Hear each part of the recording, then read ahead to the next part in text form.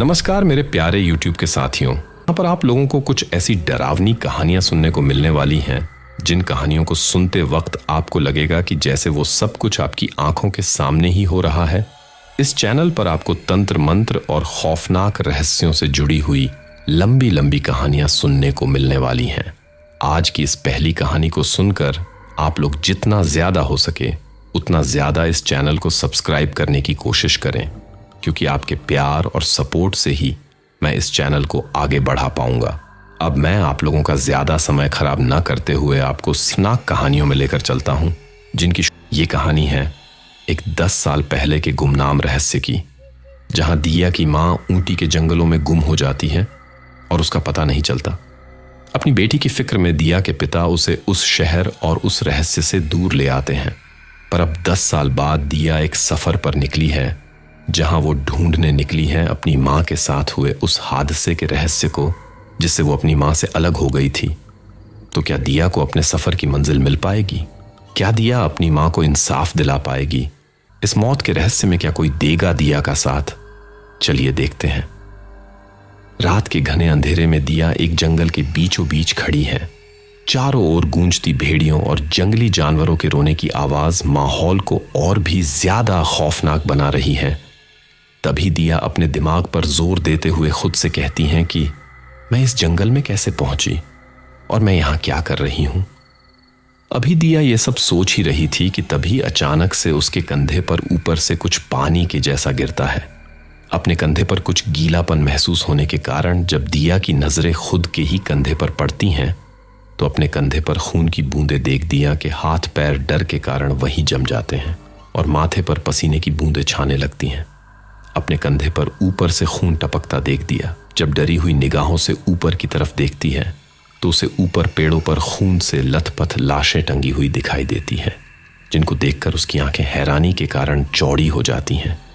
तभी उसकी नजर उन लाशों के बीच छिपे एक काले साए पर पड़ती है, जो बेदर्दी से उन लाशों का खून चूसे जा रहा था। ये नजारा देख दिया का कलेजा हलक में अटक जाता है और डर के मारे उसका पूरा शरीर कपकपाने लगता है। उस साए की निगाह जब दिया पर पड़ती है तो उसकी खून जैसी लाल आंखें चमक उठती हैं और वह गुर्राते हुए दिया की ओर बढ़ने लगता है।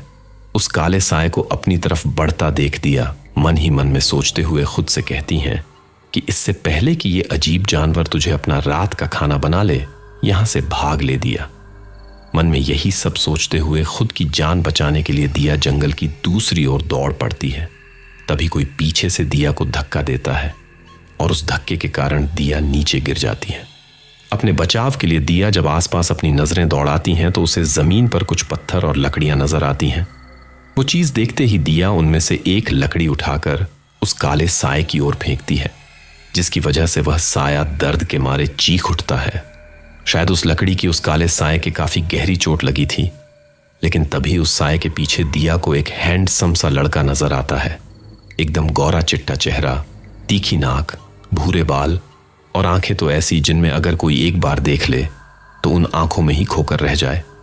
उस लड़के को देख दिया अपने मन में सोचते हुए खुद से कहती हैं कि ये अजनबी लड़का इस घने जंगल में क्या कर रहा है, कहीं ये मुझे मारने तो नहीं आया। यही सब सोचते हुए दिया हकलाते हुए उस अजनबी लड़के से सवाल करते हुए उससे कहती हैं कि देखो, मुझसे दूर रहो, वरना। दिया अपनी बात पूरी कर पाती उससे पहले ही वह अजनबी लड़का गुस्से में दिया पर चीखते हुए उससे कहता है कि चली जाओ यहां से, तुमने यहां आकर बहुत बड़ी गलती की है, चली जाओ यहां से। अब दिया कुछ समझ पाती उससे पहले ही वह काला साया उस पर कूद पड़ता है। दिया खुद को संभाल नहीं पाती और एक तेज चीख के साथ जमीन पर गिर जाती है। वह साया शैतानी मुस्कान के साथ दिया की तरफ देखता है और तभी अचानक से उस साए के मुंह से 2 नुकीले दांत निकलते हैं। पर वह जैसे ही दिया की गर्दन की तरफ उस पर हमला करने के लिए बढ़ने लगता है, तो तभी एक तेज रोशनी दिया के हाथों से निकलती है और उसकी आंखों के आगे अंधेरा छा जाता है।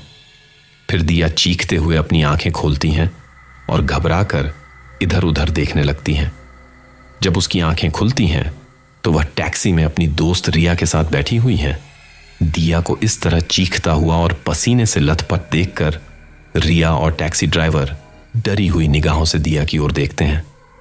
दिया को इस तरह घबराया देखकर टैक्सी ड्राइवर दिया से एक काफी गहरी आवाज में सवाल करते हुए उससे पूछता है कि क्या हुआ मैडम जी, आप इस तरह चीखी क्यों? क्या आपने भी इस जंगल का कोई भूत देख लिया है? मैंने तो पहले ही कहा था कि रात को इन घने जंगलों से नहीं चलते। यहां वो चुड़ैल रहती हैं जो लोगों को मारकर उनका खून पीती हैं। टैक्सी ड्राइवर की यह बात सुनकर दिया को हंसी आ गई और वह खिलखिलाकर हंसने लगती है और हंसते हुए टैक्सी ड्राइवर से उसका मजाक बनाते हुए कहती हैं कि क्या भैया आप भी? भूत जैसा कुछ नहीं होता। सॉरी, मैंने आप लोगों को डरा दिया। वो मैंने बस एक बहुत अजीब और डरावना सपना देखा था।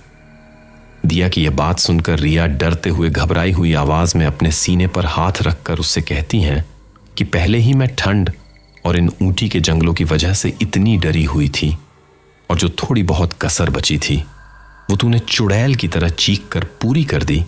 अच्छे खासे दिल्ली में पड़ रहे थे, पता नहीं क्यों हम इन ऊंटी के जंगलों में शेर का खाना बनने आ गए हैं। रिया की यह बात सुनकर दिया अपने मन में सोचते हुए खुद से कहती हैं कि अब इसे क्या बताऊं कि 10 साल पहले ऊंटी के जंगलों में से मेरी मां गायब हो गई थी और मैं यहां सिर्फ अपनी मां को ढूंढने के लिए आई हूं। जब से मैं 21 साल की हुई हूं तब से ही मुझ में कुछ अजीब सी शक्तियां आ गई हैं जो मेरे काबू के बाहर हैं। मैं लोगों को छूकर उनकी यादें देख सकती हूं और मुझे लगता है इन शक्तियों के बारे में शायद ऊंटी में मुझे कुछ पता चल सकता है। बस इसीलिए मैं दिल्ली से यहां ऊंटी आई हूं। लेकिन अगर मैंने ये बात इस रिया की बच्ची को बता दी तो ये डरपोक सीधा वापस दिल्ली भाग जाएगी। अब दिया को इस तरह अपने ख्यालों में डूबा देखकर रिया ने उसके कंधे को थपथपाया, जिससे दिया की तंद्रा टूट गई। दिया की तंद्रा टूटती देख रिया डरते हुए दिया से बोलती हैं कि मैं तो कह रही हूं अभी भी वक्त है, यहां से भाग चलते हैं। रिया की बातें सुनकर दिया रिया को प्यार से समझाते हुए उससे कहती हैं कि वो सिर्फ कहानी है रिया, यहां जंगल में कोई भी खून पीने वाली चुड़ैल नहीं रहती है। और वैसे भी जब मैं तेरे साथ हूं तो तू इतना डर क्यों रही है? तेरे लिए तो मैं चुड़ैल से भी लड़ जाऊंगी। दिया की ऐसी बात सुनकर रिया की खुशी का कोई ठिकाना नहीं रहता और वह खुशी से दिया को अपनी बाहों में भरते हुए उससे कहती हैं कि क्या सच में तू मेरे लिए चुड़ैल से लड़ने को भी तैयार है? अभी वो दोनों जंगल की चुड़ैल की बात पर चर्चा कर ही रही थी कि तभी उन दोनों की बात को बीच में काटते हुए वो टैक्सी ड्राइवर थोड़ी घबराई हुई आवाज में उनसे कहता है कि मैडम जी, यहां जंगलों में सच में भूत हैं जो बड़ी बेरहमी से लोगों का कत्ल कर रहा है। इसीलिए रात के समय यहां आने से सब डरते हैं। वो जंगल में घूमने वालों को अपना शिकार बनाता है, पहले उनका सिर धड़ से अलग कर देता है और फिर उनका सारा खून पी जाता है। ड्राइवर की यह बात सुनकर दिया मुस्कुराते हुए उसको उसकी बातों का जवाब देते हुए उससे कहती हैं कि इतने घने जंगलों में कई जंगली जानवर होते हैं, ये सब कोई जंगली जानवर कर रहा है और लोगों ने बस इसे भूत का नाम दे दिया है। दिया की यह बात सुनकर ड्राइवर के चेहरे पर डार्क एक्सप्रेशंस आ जाते हैं और वह गंभीर होते हुए दिया को उसकी बातों का जवाब देते हुए उससे कहता है कि हम तो इतना जानते हैं मैडम कि जो भी रात को इस जंगल में जाता है वो किसी को कुछ बताने के लिए जिंदा नहीं बचता। जिस तरह से जंगल में कत्ल हो रहे हैं उनको देखकर किसी को भी ये लगता नहीं है कि वो कत्ल शेर और भेड़ियों के द्वारा हो रहे हैं। आप ही बताइए मैडम जी, भला कौन सा जानवर अपने शिकार का सिर धड़ से अलग कर देता है और फिर उनका पूरा खून पीता है? ड्राइवर को इस तरह गंभीर होते हुए देख दिया मजाकिया ढंग में उनकी बात को नजरअंदाज करते हुए उससे कहती हैं कि आप भी ना भैया, बस लोगों ने डराने के लिए कहानियां बना दी हैं और आप लोगों ने उन्हें मानकर इतना बड़ा चढ़ा दिया है। अभी वो तीनों आपस में जंगल के भूत के बारे में बात कर ही रहे थे कि तभी बात करते हुए दिया की नजर उस चलती हुई टैक्सी में सामने की तरफ पड़ती है। पेड़ों के पीछे अंधेरे में दिया को वहीं अपने सपने वाला लड़का नजर आता है जिसे दिया ने अभी अपने सपने में देखा था। उस लड़के की नजरें बस दिया पर एकातक टिकी हुई थी। सपने वाले लड़के को जंगल में देख दिया बहुत हैरान हो जाती हैं और हैरानी के कारण उसकी आंखें चौड़ी हो जाती हैं। तभी वह मन ही मन में सोचते हुए बोली, ये लड़का यहां भी, लेकिन ये तो मेरे सपने में था। मुझे ऐसा क्यों लग रहा है कि जैसे हर पल इस लड़के की निगाहें मेरा पीछा कर रही हैं। फिर कुछ ही देर में टैक्सी दिया के घर के बाहर रुकती है। दिया ड्राइवर को पैसे देती है और अंदर की तरफ चल देती है। दिया अपने लिविंग रूम में पहुंचकर चारों ओर नजर दौड़ाती है। सालों बाद भी अपने घर को पहले जैसा ही देखकर दिया के चेहरे पर हल्की मुस्कान आ जाती है। वही दिया का घर देखकर रिया बहुत हैरान थी। उसने हैरानी से दिया से बोला, ओह माय गॉड दिया, तेरा घर कितना सुंदर है।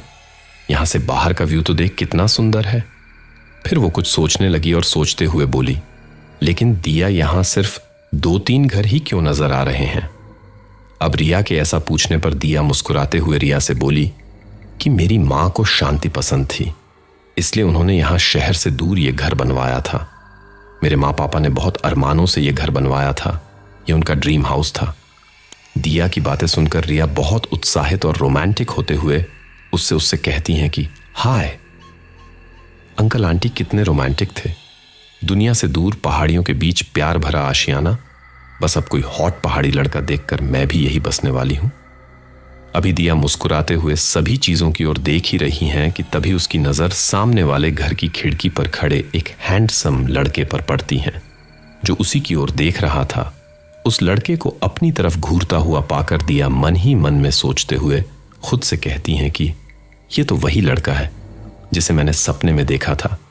फिर वो घबराते हुए सोचने लगी और मन ही मन में सोचते हुए खुद से कहती हैं कि लेकिन ऐसा कैसे हो सकता। उसी वक्त रिया की नजर भी खिड़की पर खड़े उस लड़के पर पड़ती है, पर उसकी नजर पड़ते ही वो लड़का वहां से चला जाता है। खिड़की पर हैंडसम लड़के को खड़े देख रिया बहुत खुश और उत्साहित होते हुए मन ही मन में सोचते हुए खुद से कहती हैं कि लगता है मुझे वो लड़का भी मिल गया है जिसके साथ मैं यहां बसने वाली हूं। फिर वह खुश होते हुए दिया की तरफ पलटकर उससे कहती हैं कि हाय कितना होठ था यार ये लड़का, बिल्कुल मॉडल जैसा। रिया की ये रोमांटिक बातें सुनकर दिया किसी सोच में खो जाती हैं। इस तरह उसे सोच में खोया देखकर रिया ने दिया का कंधा थपथपाया और दिया से उसकी परेशानी का कारण पूछने लगी। तभी दिया परेशान होते हुए रिया से बोली, रिया मुझे लगता है मैंने इस लड़के को अभी थोड़ी देर पहले सपने में देखा था। बहुत अजीब बात है, ये लड़का फिर से यहां कैसे दिख रहा है। अब दिया की यह बात सुनकर रिया खिलखिलाकर जोर से हंसने लगी और मजाक में दिया की बातें टालते हुए उससे कहती हैं कि तू क्या आज रात के बाद मैं भी सपनों में इसी लड़के को देखूंगी? चल अब मैं सोने जा रही हूं, बहुत थक गई हूं। रिया की बातें सुनकर दिया बुरी तरह से चिढ़ गई और बड़बड़ाते हुए बोली, इस ठरखन को कुछ भी बताना ही गलत है। इसे सिर्फ एक ही चीज समझ आती है, हॉट लड़के। इसी तरह बड़बड़ाते हुए दिया और रिया सोने के लिए अपने अपने कमरे की ओर चल देती हैं। अगले दिन दिया और रिया ऊटी के मार्केट में घूम रही थी। तभी दिया की नजर एक जानी पहचानी दुकान पर पड़ती है और उसके कदम वहीं ठहर जाते हैं। मार्केट में घूमते हुए रिया बहुत खुश हैं। वह खुशी से चारों तरफ घूमते हुए खुद से कहती हैं कि अच्छा है कॉलेज कल से शुरू होगा, इसी बहाने हमें ऊटी घूमने का मौका मिल गया। यहाँ सब कुछ कितना खूबसूरत है यार। ये कहते हुए रिया खुशी से अपने दोनों हाथ हवा में फैला लेती हैं। रिया की बातें सुनकर दिया के चेहरे पर भी हल्की सी मुस्कान आ जाती है। वह पुराने समय को याद करते हुए मन ही मन में खुद से कहती हैं कि ये वही मार्केट है जहां अक्सर माँ मुझे लेकर आया करती थी, और ये तो वही दुकान है जिसके अंदर माँ मुझे बचपन में कभी लेकर नहीं गई। वो अकेली ही अंदर जाती थी और मैं बाहर उनका इंतजार किया करती थी।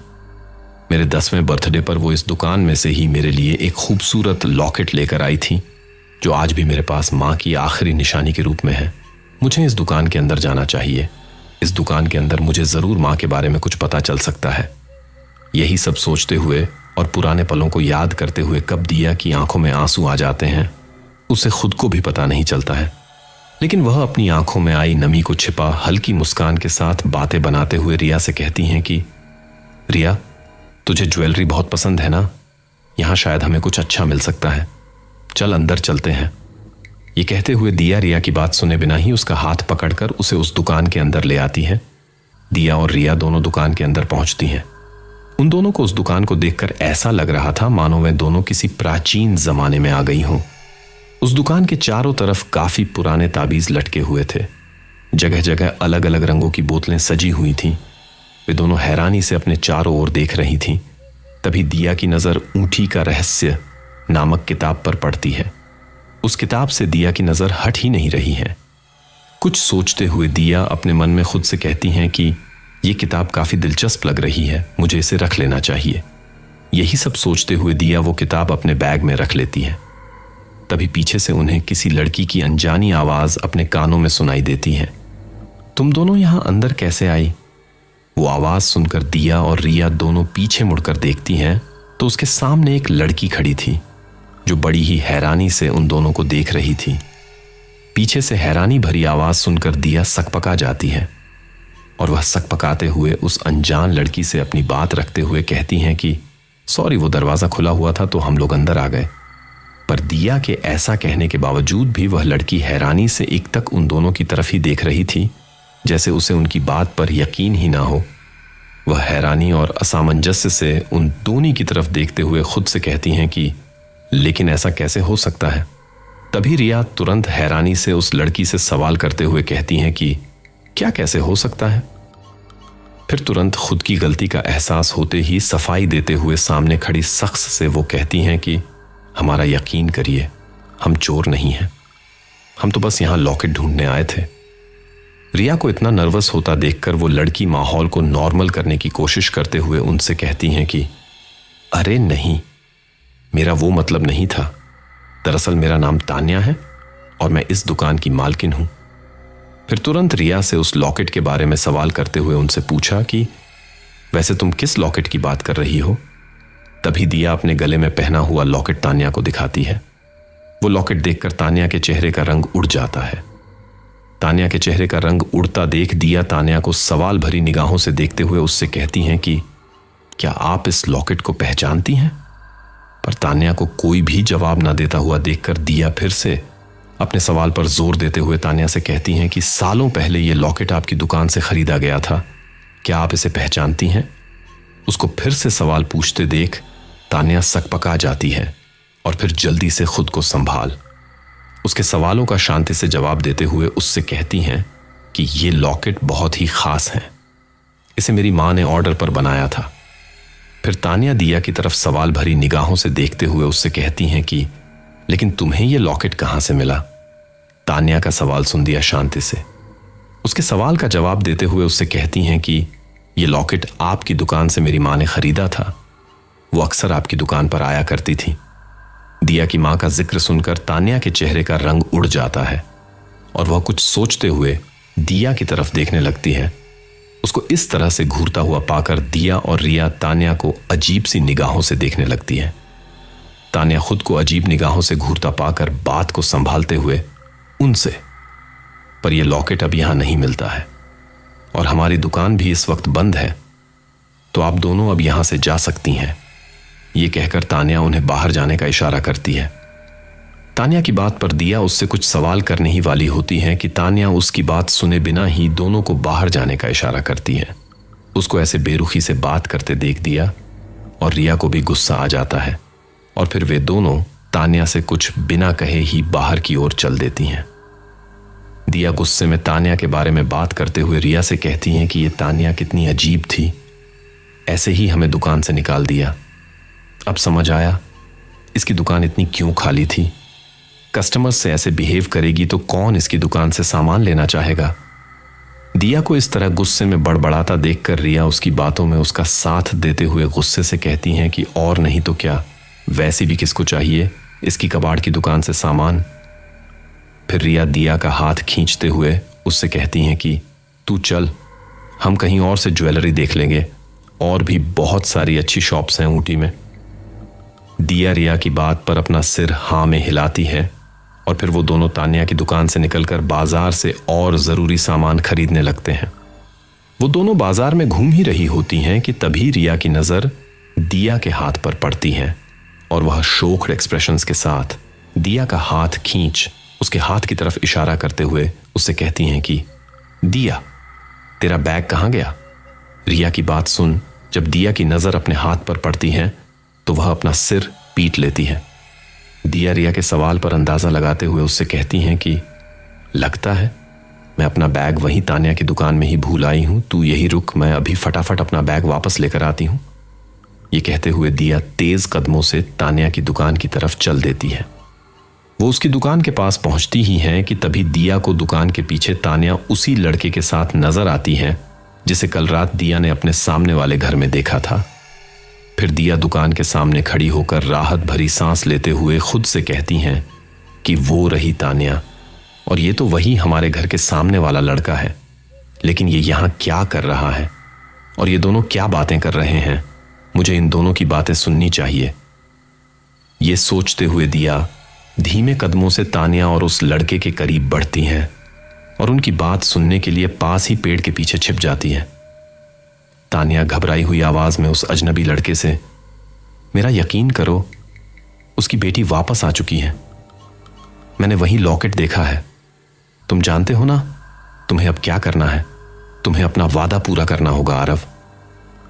तान्या की बातें सुन दिया अपने मन में बड़बड़ाते हुए खुद से कहती हैं कि तो इस लड़के का नाम आरव है और ये तान्या कहीं मेरे लॉकेट के बारे में तो बात नहीं कर रही है।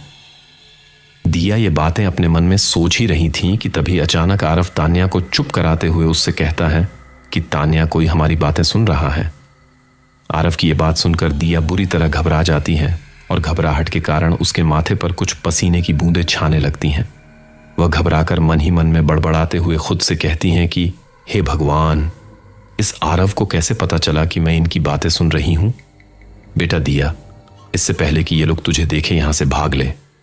यही सब सोचते हुए दिया वापस जाने के लिए तेजी से मुड़ ही रही होती हैं कि तभी कोई पीछे से उसका हाथ पकड़ लेता है। अब इस तरह पकड़े जाने पर दिया बुरी तरह से डर जाती है।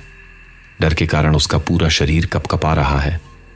वहीं दूसरी तरफ आरव गुस्से में चीखते हुए दिया से कहता है कि इतनी भी जल्दी क्या है भागने की? कौन हो तुम और यहां छिपकर हमारी बातें क्यों सुन रही थी? आरव की गुस्से से भरी आवाज सुनकर दिया घबराते हुए पीछे मुड़ती है। आरव दिया के बहुत करीब खड़ा हुआ है। उसकी निगाहें दिया के चेहरे पर पड़ती हैं और वह हैरानी से दिया को एकटक देखता रह जाता है। उसकी तरफ हैरानी से देखते हुए आरव मन ही मन में खुद से कहता है कि ऐसा कैसे हो सकता है, पर वह अपनी बात पूरी कर पाता उससे पहले ही तान्या वहां आकर गुस्से भरी आवाज में दिया से कहती हैं कि तुम यहां क्या कर रही हो? तान्या की गुस्से भरी आवाज सुनकर दिया शर्मिंदगी से अपना सिर झुका लेती है और माफी मांगने वाले लहजे में तान्या से कहती हैं कि सॉरी, मैं आप दोनों की बातें नहीं सुनना चाहती थी। मैं तो बस यहां अपना बैग लेने आई थी। दिया का जवाब सुनकर आरव भड़क जाता है और गुस्सा से दिया पर चीखता हुए उससे कहता है कि शायद तुम्हें किसी ने मैनर्स नहीं सिखाए हैं। इस तरह छिपकर लोगों की बातें सुनना गलत बात है। आरव को खुद पर इस तरह भड़कता देख दिया से भी अब रहा नहीं जाता और वह अपना आपा खो देती है। दिया आरव को उसकी बातों का करारा जवाब देते हुए उससे कहती हैं कि तुम खुद को समझते क्या हो? मुझे भी तुम्हारी बातें सुनने में कोई दिलचस्पी नहीं है। मैंने कहा ना कि मैं बस यहां अपना बैग लेने आई थी। ये कहते हुए दिया आरव को गुस्से से घूरने लगती है, जैसे वह उसे वहीं की वहीं कच्चा चबा जाएगी। अभी वो दोनों एक दूसरे को लगातार एक हद तक गुस्से से घूर ही रहे थे कि तभी बात बिगड़ते देख तान्या दिया और आरव के बीच आ जाती है और वह आरव को शांत कराने की कोशिश करते हुए उससे कहती हैं कि शांत हो जाओ आरव, तुम्हें दिया से ऐसे बात नहीं करना चाहिए। फिर वो दिया से माफी मांगने वाले लहजे में उससे कहती हैं कि आई एम रियली सॉरी दिया, मैं आरव की तरफ से तुमसे माफी मांगती हूं। लेकिन अब दिया तान्या की बात का कोई जवाब दे पाती उससे पहले ही आरव उन दोनों बीच में आते हुए उनसे कहता है कि मेरे पास बर्बाद करने के लिए ज्यादा वक्त नहीं है। तुमने जो भी सुना है तुम्हें वो सब अभी की अभी भूलना होगा। ये कहकर आरव धीमे धीमे दिया की ओर बढ़ने लगता है। उसकी निगाहें दिया की नजरों से टकराती हैं और दिया की दिल की धड़कन तेज हो जाती है। आरव को अपने इतना करीब खड़ा देख दिया अपने मन में सोचते हुए खुद से कहती हैं कि ये आरव मेरे इतने करीब क्यों आ रहा है और ये मुझे ऐसे घूर क्यों रहा है। अभी दिया ये सब सोच ही रही थी कि उतने में ही आरव दिया का चेहरा अपने दोनों हाथों में थाम लेता है। वह एक तक दिया की आंखों में देख रहा है। तभी एकदम से दिया की आंखें चमकने लगती हैं जिसका एहसास उसे भी नहीं है। पर आरव दिया के इस रूप को देख के बिल्कुल हैरान रह जाता है। पर उसके चेहरे का रंग उड़ा हुआ देख दिया आरव को खुद से दूर करने के लिए पूरी ताकत से उसे धक्का देती है, लेकिन वह अपनी जगह से हिलता तक नहीं है। ये देख दिया उसके पैर पर अपनी सैंडल रख देती है, लेकिन आरव को मानो दर्द का एहसास ही ना हो रहा हो। आरव को बिल्कुल भी हिलता ना देख दिया हैरानी से अपने मन में बड़बड़ाते हुए खुद से, इस लड़के में इतनी ताकत कहां से आई? इस पर तो किसी भी चीज का कोई असर ही नहीं हो रहा है। दिया को बड़बड़ाते हुए देखकर आरव बिल्कुल हैरान रह जाता है। वह एक तक हैरानी से दिया के चेहरे को निहारते हुए खुद से, तुम्हें सब याद है? तुम कुछ भूल क्यों नहीं रही हो? आरव हैरान निगाहों से दिया की ओर देख रहा है। वह किसी गहरी सोच में खोया हुआ है। आरव को खुद से ऐसे बड़बड़ाते हुए देखकर तानिया दिया से कहती हैं कि I am again really sorry दिया। एक्चुअली आरव थोड़ा गुस्सैल है। वह गुस्से में कभी कभी अजीब हरकतें करने लगता है। मैं सच में आरव की हरकतों से बहुत शर्मिंदा हूं और तहे दिल से तुमसे आरव की हरकतों के लिए माफी भी चाहती हूं। चलो आरव यहां से। ये कहते हुए तानिया आरव को वहां से उसका हाथ पकड़ उसे वहां से ले जाने लगती है। तानिया की सफाई सुनकर दिया का चेहरा गुस्से से लाल हो जाता है। वह अपना गुस्सा कंट्रोल नहीं कर पाती और गुस्से से आरव को घूरते हुए तानिया पर भड़कते हुए उससे, मुझे तो लगता है तुम्हारा ये दोस्त आरव बिल्कुल पागल है। इसे तुम घर में बंद करके क्यों नहीं रखती हो या फिर किसी मेंटल हॉस्पिटल में एडमिट क्यों नहीं करवा देती? आरव अब भी हैरानी से दिया की ओर देख रहा है, मानो उसे दिया की बातों का कोई फर्क ही न पड़ रहा हो। आरव को कोई भी रिएक्शन ना देते देख तानिया उसका हाथ पकड़कर खींचते हुए उसे दुकान के अंदर ले जाती है। उन्हें दुकान के अंदर जाता देख दिया गुस्से से बड़बड़ाते हुए खुद से, ये तानिया और इसके दोस्त सभी अजीब हैं। कुछ मिनट बाद तानिया दिया के बैग के साथ दुकान से आती है। दिया अपना बैग लेकर वापस रिया के पास बाहर चल देती है। दिया को दुकान से वापस आता देख रिया उत्सुकता उससे सवाल करते हुए, मिल गया तेरा बैग? तू इतने गुस्से में क्यों है? उस अजीब लड़की ने तुझे फिर कुछ बोला क्या? रिया के सवाल पर दिया को तो मानो अपनी मन की भड़ास निकालने का मौका मिल गया हो। वह परेशानी भरी आवाज में रिया से, यार जब से ऊटी आई हूं सारे अजीब लोग ही मिल रहे हैं। तुझे पता है मैं अभी अभी उस सामने वाले लड़के से मिली। ये कहते हुए दिया रिया को तानिया और आरव के साथ घटी घटना के बारे में बताती हैं। दिया की बातें सुनकर रिया खिलखिलाकर जोर से हंसने लगती हैं। उसको इस तरह खिलखिलाकर हंसता देख दिया बुरी तरह से चिढ़ जाती है और वह चिढ़े हुए भाव के साथ ही रिया से, ही मैंने कोई जोक सुनाया है क्या? पागलों की तरह क्यों हंस रही हैं? दिया को यूं चिढ़ता देखकर रिया एक पल के लिए खुद को संभालती है। फिर वह दिया को छेड़ने के अंदाज में उससे, हाय तू अभी अभी हमारे हॉट पड़ोसी से मिलकर आई है। मुझे तो लगता है उसे तू पसंद आ गई है, इसलिए कल रात भी तुझे घूर रहा था और आज भी। मुझे तो लगता है उसे तुझसे पहली नजर का प्यार हो गया है।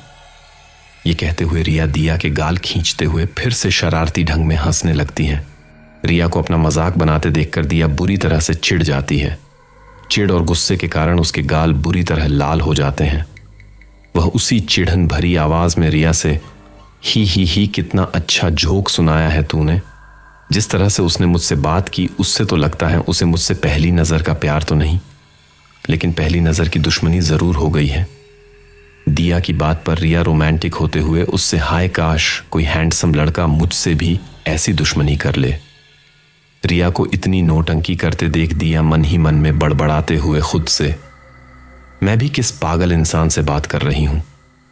यही सब सोचते हुए वह अपना सिर हिलाने लगती है। फिर रिया को टोकते हुए उसी चिड़न भरी आवाज में उससे, बस तुझे तो हर चीज में ही रोमांस नजर आता है।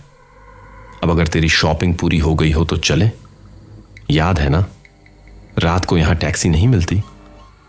दिया की बात सुनकर रिया हाँ में अपना सिर हिलाती है और फिर वे दोनों टैक्सी लेकर अपने घर की तरफ चल देती हैं।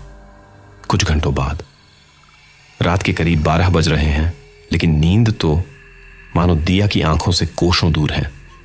उसके दिमाग में आज की बीती हुई घटनाएं घूम रही हैं। उसी वक्त उसे तानिया के दुकान से लाई किताब का ध्यान आता है। दिया उस किताब के बारे में अपने मन में सोचते हुए खुद से, अरे हां, तानिया की दुकान से जो किताब मैंने ली है मुझे उसे पढ़कर देखना चाहिए। शायद उससे मुझे कुछ ऊंटी के बारे में पता चल सके। यही सब सोचते हुए दिया ऊंटी का रहस्य नामक किताब खोलती है और उसे पढ़ना शुरू करती है। दिया किताब को पढ़ते हुए इस किताब के हिसाब से ऊढ़ी के जंगलों में सालों पहले से वैम्पायर का वास है। वो इंसानों के बीच छिप कर रहते हैं और रात के अंधेरों में इंसानों को अपना शिकार बनाते हैं। चांदी के खंजर से वैम्पायर को मार सकते हैं। दुनिया का सबसे पहला वैम्पायर ऊँटी के जंगलों में किसी श्राप से बना था। सदियों से उसे किसी की तलाश है। दिया उस अधूरी किताब की तरफ देखते हुए मन ही मन में खुद से बड़ी अजीब किताब है, पूरी भी नहीं लिखी किसी ने। आखिर ऊँटी के वैम्पायर को किसकी तलाश है? शायद मुझे कभी पता नहीं चलेगा। यही सब सोचते हुए दिया किताब को वापस अपने बैग में रख देती है और फिर एक गहरी लंबी सांस लेती है। उसी वक्त दिया की नजर खिड़की से बाहर जंगलों पर पड़ती है और तभी दिया को एक लड़की दौड़ते हुए जंगल से बाहर निकलती दिखाई देती है। वह लड़की बुरी तरह से डरी हुई है। दिया खिड़की से उस लड़की को देखते हुए मन ही मन में बड़बड़ाते हुए खुद से, यह लड़की इस समय जंगल में क्या कर रही है? ये तो किसी डरी हुई भी लग रही है। कहीं ये किसी मुसीबत में तो नहीं है? क्या मुझे उसके पास जाकर उससे उसकी परेशानी पूछनी चाहिए? फिर खुद ही अपने सिर को ना में हिलाते हुए खुद से, नहीं नहीं, मेरा इस तरह उसके पास जाना ठीक नहीं रहेगा। एक काम करती हूं, कुछ देर रुककर देखती हूं कि आखिर ये लड़की कहां जा रही है, और फिर अगर इसे मदद की जरूरत होगी तो मैं इसकी हेल्प के लिए नीचे चल जाऊंगी। दिया अपने मन में ये सब सोच ही रही होती हैं कि तभी अचानक जंगल से दो हाथ निकलते हैं और उस लड़की को वापस अंदर जंगल में खींच लेते हैं। लड़की की चीख पूरे जंगल में गूंज उठती है। दिया ये नजारा देखकर बुरी तरह घबरा जाती है। दिया घबराते हुए अपने मन में, हे भगवान, इससे पहले कि देर हो जाए मुझे जाकर उस लड़की की मदद करनी चाहिए, पर ऐसे बिना हथियार के जाना ठीक नहीं रहेगा। वहां कोई भी खतरा हो सकता है। मुझे अपनी सुरक्षा के लिए कुछ तो ले लेना चाहिए। दिया ये सब सोच ही रही थी कि वो अपने बचाव के लिए क्या लेकर जाए कि तभी उसकी नजर टेबल पर रखे चाकू पर पड़ती है और कुछ सोचते हुए वह वो चाकू उठाकर अपनी जेब में रख लेती है। कुछ ही देर में दिया अपने घर के बाहर जंगलों के पास खड़ी है, जहां कुछ देर पहले उसने उस लड़की को खड़े देखा था। दिया अपने फोन का फ्लैश जलाकर इधर उधर देखती है, पर उसे वो लड़की कहीं नहीं दिखती। घबराहट और डर के कारण दिया के माथे पर पसीना आने लगता है और हाथ पैर ठंडे पड़ने लगते हैं। दिया घबराते हुए अपने मन में खुद से, अभी कुछ देर पहले तो वो लड़की यहीं थी, इतनी जल्दी कहां गायब हो गई? हे भगवान, कहीं उस लड़की को कुछ हो ना गया हो। वो जरूर यहीं कहीं होगी। मुझे जंगल के थोड़ा अंदर जाकर देखना चाहिए। बिना सोचे समझे दिया जंगल के अंदर की ओर चल देती है। तभी फ्लैश की रोशनी में दिया को वही लड़की नजर आती है जिसने उसे अभी थोड़ी देर पहले अपने घर की खिड़की से देखा था। उस लड़की की आंखें बंद हैं। उसके करीब एक काला साया खड़ा हुआ है जिसकी पीठ दिया की ओर है। उस साये के मुंह से दो नुकीले दांत निकल हुए हैं और उसके मुंह में खून लगा हुआ है जो उसके होठों से होते हुए जमीन पर गिर रहा है। पूरा मंजर देखने में बहुत खतरनाक लग रहा है। दिया वो नजारा देखकर बिल्कुल हक्की बक्की रह जाती है। इस वक्त उसका दिमाग बिल्कुल काम नहीं कर रहा है। वह डरते हुए अपने मन में खुद से, ये मैं सपना देख रही हूं या सच में मेरे सामने ये डरावना साया उस लड़की का खून पी रहा है? दिया डर के कारण कसकर अपना मुंह अपने दोनों हाथों से कसकर बंद कर लेती है ताकि उसके मुंह से कोई चीख न निकले। दिया डरते हुए अपने मन में खुद से, बेटा दिया, कहीं ये चीखना चिल्लाना तुझ पर ही भारी न पड़ जाए। अच्छा होगा तू चुपचाप यहां से निकल जाए और उस लड़की को बचाने के लिए किसी को अपनी मदद के लिए लेकर आए, नहीं तो ये जानवर तुझे भी अपना खाना बना लेगा। यही सब सोचते हुए दिया एक आखिरी नजर उस साए पर डालती है और तेजी से जंगल की दूसरी ओर दौड़ पड़ती है। वो जंगल से बाहर निकल पाती उससे पहले ही अचानक वह साया गुर्राते हुए दिया के सामने आ जाता है। उस साए को अचानक अपने सामने देखकर दिया बुरी तरह से घबरा जाती है। वो साया घूरते हुए दिया को ही घूर रहा है। उस साए को अपने सामने देख दिया घबराते हुए अपने मन में खुद से, हे भगवान, अब मैं क्या करूं? ये अजीब साया तो मुझे मार ही डालेगा। दिया यह सोच ही रही थी कि वो खुद को इस साए से कैसे बचाए कि तभी उसको अपने जेब में रखे चाकू का ख्याल आता है। चाकू का ध्यान आते ही दिया के चेहरे पर एक पल के लिए हल्की मुस्कान छा जाती है। वह चहकते हुए अपने मन में खुद से, चाकू, हाँ वो चाकू इस वक्त मेरे काम आ सकता है। दिया अपनी जेब से चाकू निकालकर उस साए की ओर कर देती है। वह साया जैसे ही उसके करीब आता है, दिया चाकू से उस पर हमला करती है और वह साया दर्द से चीख उठता है। उस साए की दर्दनाक चीख पूरे जंगल में गूंज उठती है। दिया कांपती हुई आवाज में उस साए को धमकी देते हुए उससे कहती हैं कि मेरे पास मत आना, वरना मैं तुम्हें जिंदा नहीं छोड़ूंगी। ये कहते हुए दिया एक बार फिर उस साए पर चाकू से हमला करती है और वह साया दर्द से चीख उठता है। तभी अचानक कोई पीछे से दिया के कंधे पर हाथ रखता है और वह घबराकर पीछे देखती है। दिया को घबराया हुआ देखकर आरव उसे शांत कराते हुए उससे कहता है कि हे, घबराओ मत, ये मैं हूं आरव। फिर वह दिया से सवाल करते हुए, रात के समय तुम जंगल में क्या कर रही हो, वो भी इस छोटे से चाकू के साथ? आरव को अपने सामने देखकर दिया की सांस में सांस आती है और फिर वह घबराते हुए आरव से उस साए की तरफ इशारा करते हुए उससे, आरव, वो वहां पर, वो साया खून। दिया की बात सुनकर आरव बिल्कुल हैरान रह जाता है और फिर वह उसी हैरानी भरी आवाज में दिया से सवाल करते हुए, उससे कौन सा साया, कैसा खून? यहां पर तो तुम्हारे अलावा कोई भी नहीं है। आरव की बात सुनकर दिया बुरी तरह से चिढ़ जाती है और फिर वह उसी चिड़न भरी आवाज में सामने की तरफ इशारा करते हुए, उससे अंधे हो क्या? तुम्हें वो सामने काला साया नजर नहीं आ रहा है? ये कहते हुए दिया जैसे ही आरव को वो काला साया दिखाने के लिए पलटकर सामने की ओर देखती है तो हैरान रह जाती हैं, क्योंकि जहां कुछ देर पहले वह डरावना साया खड़ा था वहां उसे कोई भी दिखाई नहीं देता। ये देखकर वो बुरी परेशान हो जाती है। दिया परेशान होते हुए मन ही मन में खुद से, लेकिन ऐसा कैसा हो सकता है? मैंने खुद उस साए को अभी यहां देखा था। फिर वह आरव को अपनी बात समझाते हुए उससे, आरव, मैं सच कह रही हूं, यहां एक अजीब डरावना साया था। उसके मुंह से 2 नुकीले दांत निकल हुए थे और वो एक लड़की का खून पी रहा था। दिया की बात सुनकर आरव खिलखिलाकर हंसने लगता है। उसकी हंसी की गूंज पूरे जंगल में गूंज उठती है। वह दिया का मजाक बनाने के लहजे में उससे लगता है, तुमने ज्यादा ही भूत की फिल्में देख ली हैं, क्योंकि न तो यहां कोई खून पीने वाला साया है, न ही कोई लड़की। वैसे भी खून पीने का डिपार्टमेंट तो तुम लड़कियों के पास होता। आरव की बात सुनकर दिया उसे अपनी बात समझाते हुए उससे, मुझे पता है आरव, सुनने में तुम्हें सब बहुत अजीब लगेगा, लेकिन मेरा यकीन करो, सच में यहां कोई था। दिया की बात सुनकर आरव उसे शांति से समझाते हुए, उससे ये जंगल है, यहां अजीब चीजें और जानवर ही रहते हैं, जो रात को जंगल में घूमने वाले बेवकूफ लोगों को अपना शिकार बनाते हैं, इसलिए अच्छा होगा हम यहां से चले। पर अगर तुम्हें जानवरों का खाना बनने का शौक है तो तुम यहां आराम से घूम से सकती हो। आरव की बात सुनकर दिया बुरी तरह से चिढ़ जाती है। उसे इस वक्त आरव पर बहुत तेज गुस्सा आ रहा है, लेकिन वो चाहकर भी अपना गुस्सा उसे दिखा नहीं पा रही है। कुछ सोचते हुए दिया आरव से सवाल करते हुए, अगर जंगल में आने वाले लोग बेवकूफ हैं तो मिस्टर जीनियस, तुम रात के 1 बजे यहां क्या करने आए हो? ये कहते हुए दिया उसे सवालिया और शक भरी निगाहों से देखने लगती है। दिया की बात सुनकर आरव एक पल के लिए सकपका जाता है। फिर खुद को संभालते हुए वह दिया को उसके सवाल का जवाब देते हुए उससे, वो मायम, मुझे नींद नहीं आ रही थी, इसलिए मैं अपने घर के बाहर टहल रहा था। तभी मैंने तुम्हें जंगल में आता हुआ देखा तो मैं भी यहां तुम्हारे पीछे पीछे आ गया। फिर बात को बदलते हुए दिया से, अब अगर तुम्हारे सवाल जवाब खत्म हो गए हो तो मुझे मरने का कोई शौक नहीं है। मैं यहां से जा रहा हूं, अगर तुम्हें मेरे साथ चलना है तो चल सकती हो।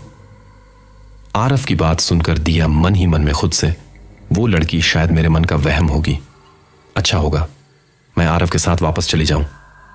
ये सब सोचते हुए दिया आरव के पीछे दौड़ पड़ती है और उसे पीछे से आवाज लगाते हुए उससे, रुको, मैं भी आ रही हूं। तुम एक बेचारी लड़की को इस तरह जंगल में अकेले छोड़कर कहां जा रहे हो? दिया की बात सुनकर आरव धीमे से मुस्कुरा देता है। कुछ ही देर में दिया अपने घर के बाहर पहुंच चुकी हैं। दरवाजा खोलकर जब वो पीछे मुड़कर आरव की ओर देखती हैं तो उसे वहां कोई नहीं दिखाई देता। आरव वहां से जा चुका है। आरव को अपने सामने न देखकर दिया चौंक जाती है और चौंकते हुए अपने मन में बड़बड़ाने खुद से, ये लड़का है या उसैन बोल्ट? अभी तो यही था, इतनी जल्दी गायब भी हो गया। दिया एक आखिरी बार बाहर की ओर देखती है और फिर अपने कमरे की ओर चल देती हैं। अगले दिन दिया और रिया अपने कॉलेज में पहुंचती हैं। कॉलेज के बाहर कुछ लड़के और लड़की खड़े होकर बात कर रहे हैं। दूसरी ओर कुछ लड़के फुटबॉल खेल रहे हैं। कॉलेज के चारों तरफ का खुशमिजाज नजारा देखकर रिया चहचहाते हुए अपने मन में खुद से, यार यहां तो चारों तरफ हरियाली ही हरियाली है। मेरा तो मिशन बॉयफ्रेंड अभी से स्टार्ट हो गया है। यही सब सोचते हुए रिया एक शरारती मुस्कान के साथ अपने चारों तरफ का नजारा देखने लगती है। अपनी एक्साइटमेंट में उसे ध्यान ही नहीं रहता कि उसने अपनी बात थोड़ी तेज आवाज में कह दी थी। रिया की बात सुनकर दिया शरारती ढंग से मुस्कुराते हुए उसे छेड़ने के अंदाज में, उससे मुझे तो लगा था कि तू यहां पढ़ाई करने आई है, लेकिन मैडम मुझे तो तेरे विचार और मिजाज कुछ और ही लग रहे हैं। दिया और रिया हंसते हुए एक दूसरे से बात कर रही हैं। तभी अचानक सामने से दिया को एक बॉल तेजी से अपनी तरफ आती दिखाई देती है। बॉल दिया को छू पाती उससे पहले ही दिया दूसरी ओर हट जाती है। बॉल दिया के बिल्कुल पास से होती हुई गुजर जाती है। यह नजारा देखकर रिया बुरी तरह घबरा जाती है। वह फिक्र भरी आवाज में दिया से, ओह गॉड, दिया तू ठीक तो है ना? तुझे कहीं चोट तो नहीं लगी ना? दिया रिया को उसके सवालों का कुछ जवाब दे पाती उससे पहले ही एक हैंडसम लड़का दौड़ते हुए उनके पास आता है। वह माफी भरी लहजे में दिया की फिक्र करते हुए उससे, आई एम रियली सॉरी। आप ठीक तो है ना? ये कहते हुए उस लड़के चेहरे पर चिंता और फिक्र के भाव साफ साफ नजर आ रहे हैं। दिया और रिया में से किसी को कोई भी जवाब न देता देखकर वह लड़का खुद को इंट्रोड्यूस करते हुए उनसे, मेरा नाम नकुल है और मैं फुटबॉल टीम का कप्तान हूं। हम लोग मैच की प्रैक्टिस कर रहे थे कि तभी अचानक बॉल यहां आ गई। आपको कोई चोट तो नहीं लगी ना? मैं सच में अपनी टीम की तरफ से आपसे तहे दिल से माफी चाहता हूं। Again I am really sorry. उस लड़के को इतना ज्यादा परेशान होता देखकर दिया उसे शांति से जवाब देते हुए, जी नहीं, मुझे कोई चोट नहीं लगी है, मैं बिल्कुल ठीक हूं, चिंता करने के शुक्रिया। दिया का जवाब सुनकर नकुल की सांस में सांस आती है। वह एक तक दिया के चेहरे को निहार रहा है। उसे देखकर ऐसा लग रहा है मानो जैसे उसकी दिया के चेहरे से हट ही नहीं रही हो। वह दिया से फ्लर्ट करने की कोशिश करते हुए उससे, बैंक गॉड तुम्हें कुछ नहीं हुआ, वरना मेरी वजह से इतनी खूबसूरत लड़की को चोट आए, यह ख्याल मेरे मन में आते ही मुझे चैन से नहीं बैठने देता। नकुल की बात सुनकर दिया धीमे से मुस्कुरा देती है। वहीं दूसरी तरफ रिया उस लड़के को बिना पलक झपकाए एक तक उसे देखे जा रही है। भूरे बाल, चौड़ी छाती, सांवले चेहरे पर हल्की फ्रेंच दाढ़ी, 5 फुट 6 इंच की हाइट, तीखी नाक और नशीली आंखें। ऐसा हो रहा कि कोई अगर एक बार देख ले तो अपनी नजर उस लड़के से एक बार में हटा ही ना पाए। ये बस एक तक उस लड़के चेहरे को ताड़ रही हैं। रिया उस लड़के को ताड़ते हुए धीमे से दिया के कान में, यार चैन से तो अब मैं नहीं बैठ पाऊंगी इसका हैंडसम चेहरा देखकर। रिया की बात सुन दिया एक नजर उसे घूर कर देखती है। उन दोनों को फुसफुसाकर बात करता देखकर नकुल उन दोनों के बीच में आते हुए उनसे, वैसे मैंने आप लोगों को पहले कभी इस कॉलेज में देखा नहीं, लगता है आप लोग न्यू हो।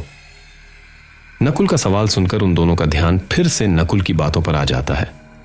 दिया नकुल के सवालों का कोई जवाब दे पाती उससे पहले रिया नकुल के सवालों का तुरंत जवाब देते हुए उससे, हाँ जी, आज हमारा पहला दिन है, मेरा नाम रिया है और ये दिया है, हम लोग दिल्ली से 2 दिन पहले ही यहां शिफ्ट हुए हैं। रिया के जवाबों को सुनकर दिया एक पल के लिए बिल्कुल हैरान रह जाती है। वह एक तक हैरानी से रिया में चेहरे को देख रही है, वहीं दूसरी तरफ रिया का पूरा ध्यान कहीं और है। वह बस मुस्कुराते हुए एक तक नकुल के चेहरे को निहार रही है। वहीं रिया की नजरों से बेखबर नकुल की निगाहें सिर्फ दिया के चेहरे पर थमी हुई हैं। रिया को यूं एकटक नकुल के चेहरे को ताड़ता देखकर दिया धीमे से उसके कान में हल्के से गुस्से के साथ फुसफुसाते हुए उससे, जब तूने हम दोनों के बारे में उसे इतना कुछ बता दिया है तो रहने के एड्रेस के साथ आधार नंबर और बैंक डिटेल भी बता ही दे अपनी। ये कहते हुए दिया रिया को गुस्से के साथ घूरने लगती है। दिया को यूं खुद को गुस्से से घूरता पाकर रिया एक पल के लिए सक पका जाती है। वहीं दूसरी तरफ दिया की बात मानो नकुल ने सुन ली हो। उसे दिया की इस हरकत पर हंसी आ जाती है और वह धीमे से अपना सर नीचे झुकाए मुस्कुराने लगता है। नकुल मुस्कुराते हुए उन दोनों को ध्यान अपनी तरफ खींचते हुए उनसे, तुम दोनों ऊंटी में नहीं हो, फिर तो तुम दोनों ने ऊंटी भी नहीं घुमा होगा। फिर तो अगर तुम दोनों को कोई प्रॉब्लम ना हो तो क्या मैं तुम दोनों को ऊंटी घुमा सकता? यह कहते हुए वह दिया की तरफ मुड़ता है और उम्मीद भरी निगाहों से उसकी तरफ देखते हुए उससे, अगर दिया सिर्फ तुम चाहो तो कोई जबरदस्ती नहीं है। नकुल की बात सुनकर दिया एक पल को सकपका जाती, फिर खुद को संभाल कर इनकार करते हुए नकुल से, हमें कहीं नहीं जाना है, वैसे भी कॉलेज के पहले दिन ही मैं क्लास बंक नहीं करना चाहती हूं। दिया ये सब सीधे तरीके और रूखे भरे लहजे में कहती। दिया का जवाब सुनकर नकुल के चेहरे पर उदासी छा जाती है, मानो उसे इस जवाब की उम्मीद नहीं थी। फिर वह अपनी कही बात को संभालते हुए दिया से, मैं तो बस तुमसे माफी मांगना चाहता था, तुम यहां नहीं हो तो इसलिए मैंने सोचा कि तुम्हें आसपास की जगह दिखा दूं, इसके अलावा मेरा कोई और इरादा नहीं था। नकुल के जवाब पर दिया शर्मिंदगी से अपनी नजरें नीचे झुका लेती हैं। उसे एहसास होता है कि उसे नकुल से इस तरह बेरुखी से बात नहीं करनी चाहिए थी। माहौल को टेंस्ड होता देख रिया उन दोनों के बीच में आते हुए माहौल को फिर से रिलैक्स्ड बनाने की कोशिश करते हुए नकुल की तरफ मुड़कर उत्सुकता भरी आवाज में उससे, वैसे मुझे कहीं भी जाने के लिए देर नहीं हो रही है, आप कहोगे तो मैं क्लास बंक भी कर लूंगी। रिया की आवाज सुनकर उन दोनों का ध्यान फिर से उस पर आ जाता है। नकुल मुस्कुराकर उसकी बात को टालते हुए उससे, अरे नहीं, तुम्हें मेरी वजह से क्लास बंक करने की कोई जरूरत नहीं है, आज मेरा भी एक जरूरी मैच है, अगर तुम दोनों कल फ्री हो तो हम लोग कल कॉलेज के बाद बाहर घूमने चल सकते हैं। ये कहते हुए नकुल फिर से दिया की तरफ सवाल भरी निगाहों से देखने लगता है। उसी वक्त दिया नकुल की सवाल भरी निगाहों को पहचान कर मुस्कुराते हुए उससे, ठीक है तो फिर हम कल कॉलेज के बाद मिलते हैं। दिया का जवाब सुनकर नकुल का चेहरा खुशी से खिल उठता है। उसकी खुशी का कोई ठिकाना नहीं है, लेकिन वह अपने एक्सप्रेशंस दिया और रिया से छुपा मन ही मन मुस्कुराने लगता है। वह दिया को उसके जवाब पर कुछ कह पाता, जवाब उससे पहले ही कोई नकुल की टीम में से उसे आवाज लगाता है। उस आवाज को सुनकर नकुल उदास हो जाता है और उसी उदासी भरी आवाज में उनसे, उफ, लगता है अभी के लिए मुझे यहां से जाना होगा। फिर वह दिया की तरफ देख मुस्कुराते हुए उसे, दिया जल्द ही तुमसे फिर मुलाकात होगी, अभी के लिए बाय। नकुल मुस्कुराते हुए उन दोनों को बाय करता है और फिर भागकर वापस अपनी टीम के पास चला जाता है। नकुल को जाते हुए देखकर रिया शरारती मुस्कान के साथ दिया की तरफ पलटती है और उसे छेड़ने के अंदाज उससे, हाय ये मेरी आंखें धोखा खा रही हैं, या सच में एक हॉट लड़का तुझसे फ्लर्ट कर रहा था और तूने उसे ज्यादा भाव भी नहीं दिया, कितनी बेवकूफ है यार तू। रिया की बात सुन दिया उसी की टोन में जवाब देते हुए उससे, हम दोनों की तरफ से तो सारे भाव तूने ही दे दिए ना, तो बस फिर काफी है। फिर कुछ सोचते हुए दिया शरारती ढंग से मुस्कुराते हुए रिया को छेड़ने के अंदाज में उससे, वैसे मुझे तो तुझे देखकर ऐसा लग रहा था कि तू तो अभी उस लड़के पर कूद पड़ेगी और उसे अभी की अभी कच्चा चबा जाएगी। ये कहकर दिया खिलखिलाकर हंसने लगती है। तभी अचानक कुछ सोचते हुए दिया की मुस्कुराहट गायब हो जाती है और वो हैरानी भरी निगाहों से रिया की ओर देखते हुए उससे कहती हैं कि, पर कल तक तो तुझे वो पड़ोस वाला पसंद था और आज ये वाला पसंद आ गया। दिया की ये बात सुनकर रिया उदासी भरे लहजे में उससे, लेकिन पड़ोस वाला लड़का तो तुझे ही घूरता रहता है, तो मैंने सोचा इस पर ट्राई कर लूं, लेकिन ये लड़का भी तुझ में ही दिलचस्पी ले रहा है, मुझे तो लगता है मैं इस जन्म सिंगल ही मरूंगी। रिया की ये बात सुनकर दिया धीमे से मुस्कुरा देती है और फिर मुस्कुराते हुए ही उससे, अगर तेरी ठरक हो गई हो तो मैडम हम क्लास में चले, वरना हमारी क्लासेस मिस हो जाएगी। दिया की ये बात सुनकर रिया बच्चों की तरह मुंह फुला लेती है और फिर वे दोनों क्लास की ओर चल देती हैं। कॉलेज में दिया का बाकी का दिन नॉर्मल रहता है। कॉलेज खत्म होने के बाद वे दोनों अपने घर पहुंचती हैं। दिया चेंज करने के लिए अपने कमरे में आ जाती हैं। दिया जैसे ही अपने कमरे में पहुंचती हैं, अपने सामने का दृश्य देखकर उसके चेहरे का रंग उड़ जाता है। उसके कमरे में चारों ओर सामान बिखरा हुआ है, कमरे की खिड़की खुली हुई है। अपने कमरे की यह हालत देखकर दिया हैरान रह जाती है।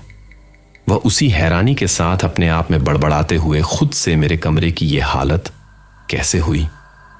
लगता है मुझे कोई डराना चाहता है, क्योंकि सुबह जब मैं गई थी तब तो सब ठीक था। दिया ये सब सोच ही रही थी कि तभी उसकी नजर अपने सामने आईने पर पड़ती है, जिस पर खून से लिखा हुआ है, जिसकी खोज में तुम यहां आई हो वो जल्द ही तुम्हें मिलने वाली है। आईने के पास ही एक खून से लथपथ खंजर रखा हुआ है। यह सारा नजारा देखकर दिया बिल्कुल हक्की बक्की रह जाती है, मानो उसका दिमाग वहीं जम गया हो, वो कुछ भी सोच समझ नहीं पा रही है। तभी दिया की नजर एक बार फिर उस खंजर पर पड़ती है और वह उस खंजर को अपने हाथ में उठाते हुए खुद से, ये खंजर, जरूर जो शख्स मेरे कमरे में आया था यह खंजर उसी का होगा। मुझे अभी के लिए इसे अपने पास रख लेना चाहिए। ये सब सोचते हुए दिया वो खंजर अपने बैग में रख लेती। दिया घबराकर अपने मन में सोचते हुए खुद से, लेकिन इस सब का मतलब क्या है? क्या और कौन मिलने वाला है मुझे? शायद कोई है जो मुझ पर नजर रख रहा है, मुझे डराना चाहता है, लेकिन कोई ऐसा क्यों करेगा? ये सब सोचते हुए दिया बुरी तरह से परेशान हो जाती है। वह गुस्से और परेशानी से अपना सिर पकड़ लेती है। उसे समझ नहीं आ रहा वह इस वक्त क्या करे। वह गुस्से में बड़बड़ाते हुए खुद से, ये जो कोई भी है, अगर एक बार मुझे मिल गया तो मैं उसे छोड़ूंगी नहीं। पर समझ नहीं आ रहा ये शख्स है कौन और मेरे कमरे तक पहुंचा कैसे। दिया परेशान होकर बेड पर बैठ जाती है और परेशानी भरी आवाज में बड़बड़ाते हुए खुद से, जब से ऊंटी आई हूं कुछ न कुछ अजीब हो ही रहा है। अब इससे पहले कि रिया ये सब देखकर डर जाए, मुझे इस कमरे की सफाई करनी होगी, वरना कमरे की हालत को देख वह अपने सवालों से पूरा माथा खा जाएगी। दिया एक गहरी लंबी सांस लेती है और फिर कमरे की सफाई करने में लग जाती है। सफाई करने के बाद रात के समय में दिया रिया के साथ लिविंग रूम में बैठी हुई हैं। रिया खिड़की से बाहर झांक रही हैं और दिया टीवी देख रही हैं।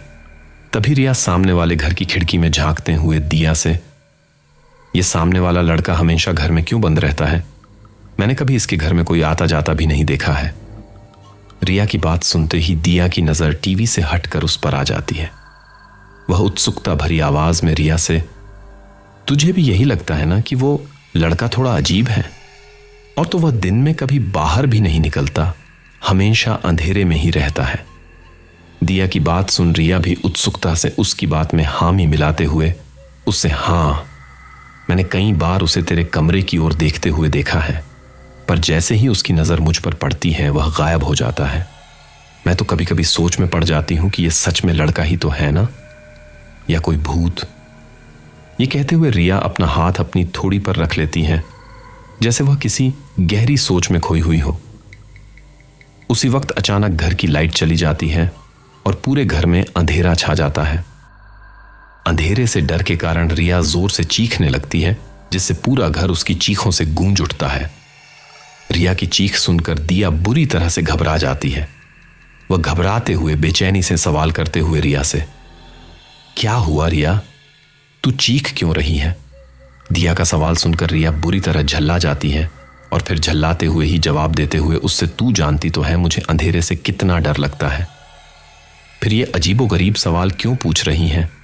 फिर वह बच्चों की तरह रोते हुए दिया से रिक्वेस्ट करते हुए उससे, प्लीज दिया कुछ कर, मुझे ये अंधेरा खा रहा है, अब तो मुझे घबराहट के कारण चक्कर भी आने लगे हैं। रिया को इस तरह गिड़गिड़ाता देखकर दिया बुरी तरह सकपका जाती है। वह रिया को शांत कराने की कोशिश करते हुए उससे लगता है अपने घर का फ्यूज उड़ गया। फिर कुछ सोचते हुए वह परेशान हो जाती हैं, जिसके कारण उसके माथे पर सिलवटें पड़ने लगती हैं। वह उसी परेशानी भरी आवाज में रिया से, लेकिन रिया, मुझे तो फ्यूज ठीक करना ही नहीं आता है, अब मैं क्या करूं? लेकिन रिया को तो मानो अपने कानों में कुछ सुनाई ही ना दे रहा हो। उसका पूरा शरीर डर के कारण कपकपा रहा है, जिसकी वजह से वो अपने मुंह से एक शब्द भी नहीं बोल पा रही है। ये देखकर दिया बुरी तरह घबरा जाती है। दिया बेचैनी से अपने मन में सोचते हुए खुद से, रिया काफी डरी हुई लग रही है, मेरे पास कोई और ऑप्शन नहीं है, लगता है मुझे अब उस खड़ूस आरव से मदद मांगने जाना ही पड़ेगा, क्योंकि उसके अलावा मुझे यहां कोई नजर नहीं आ रहा है।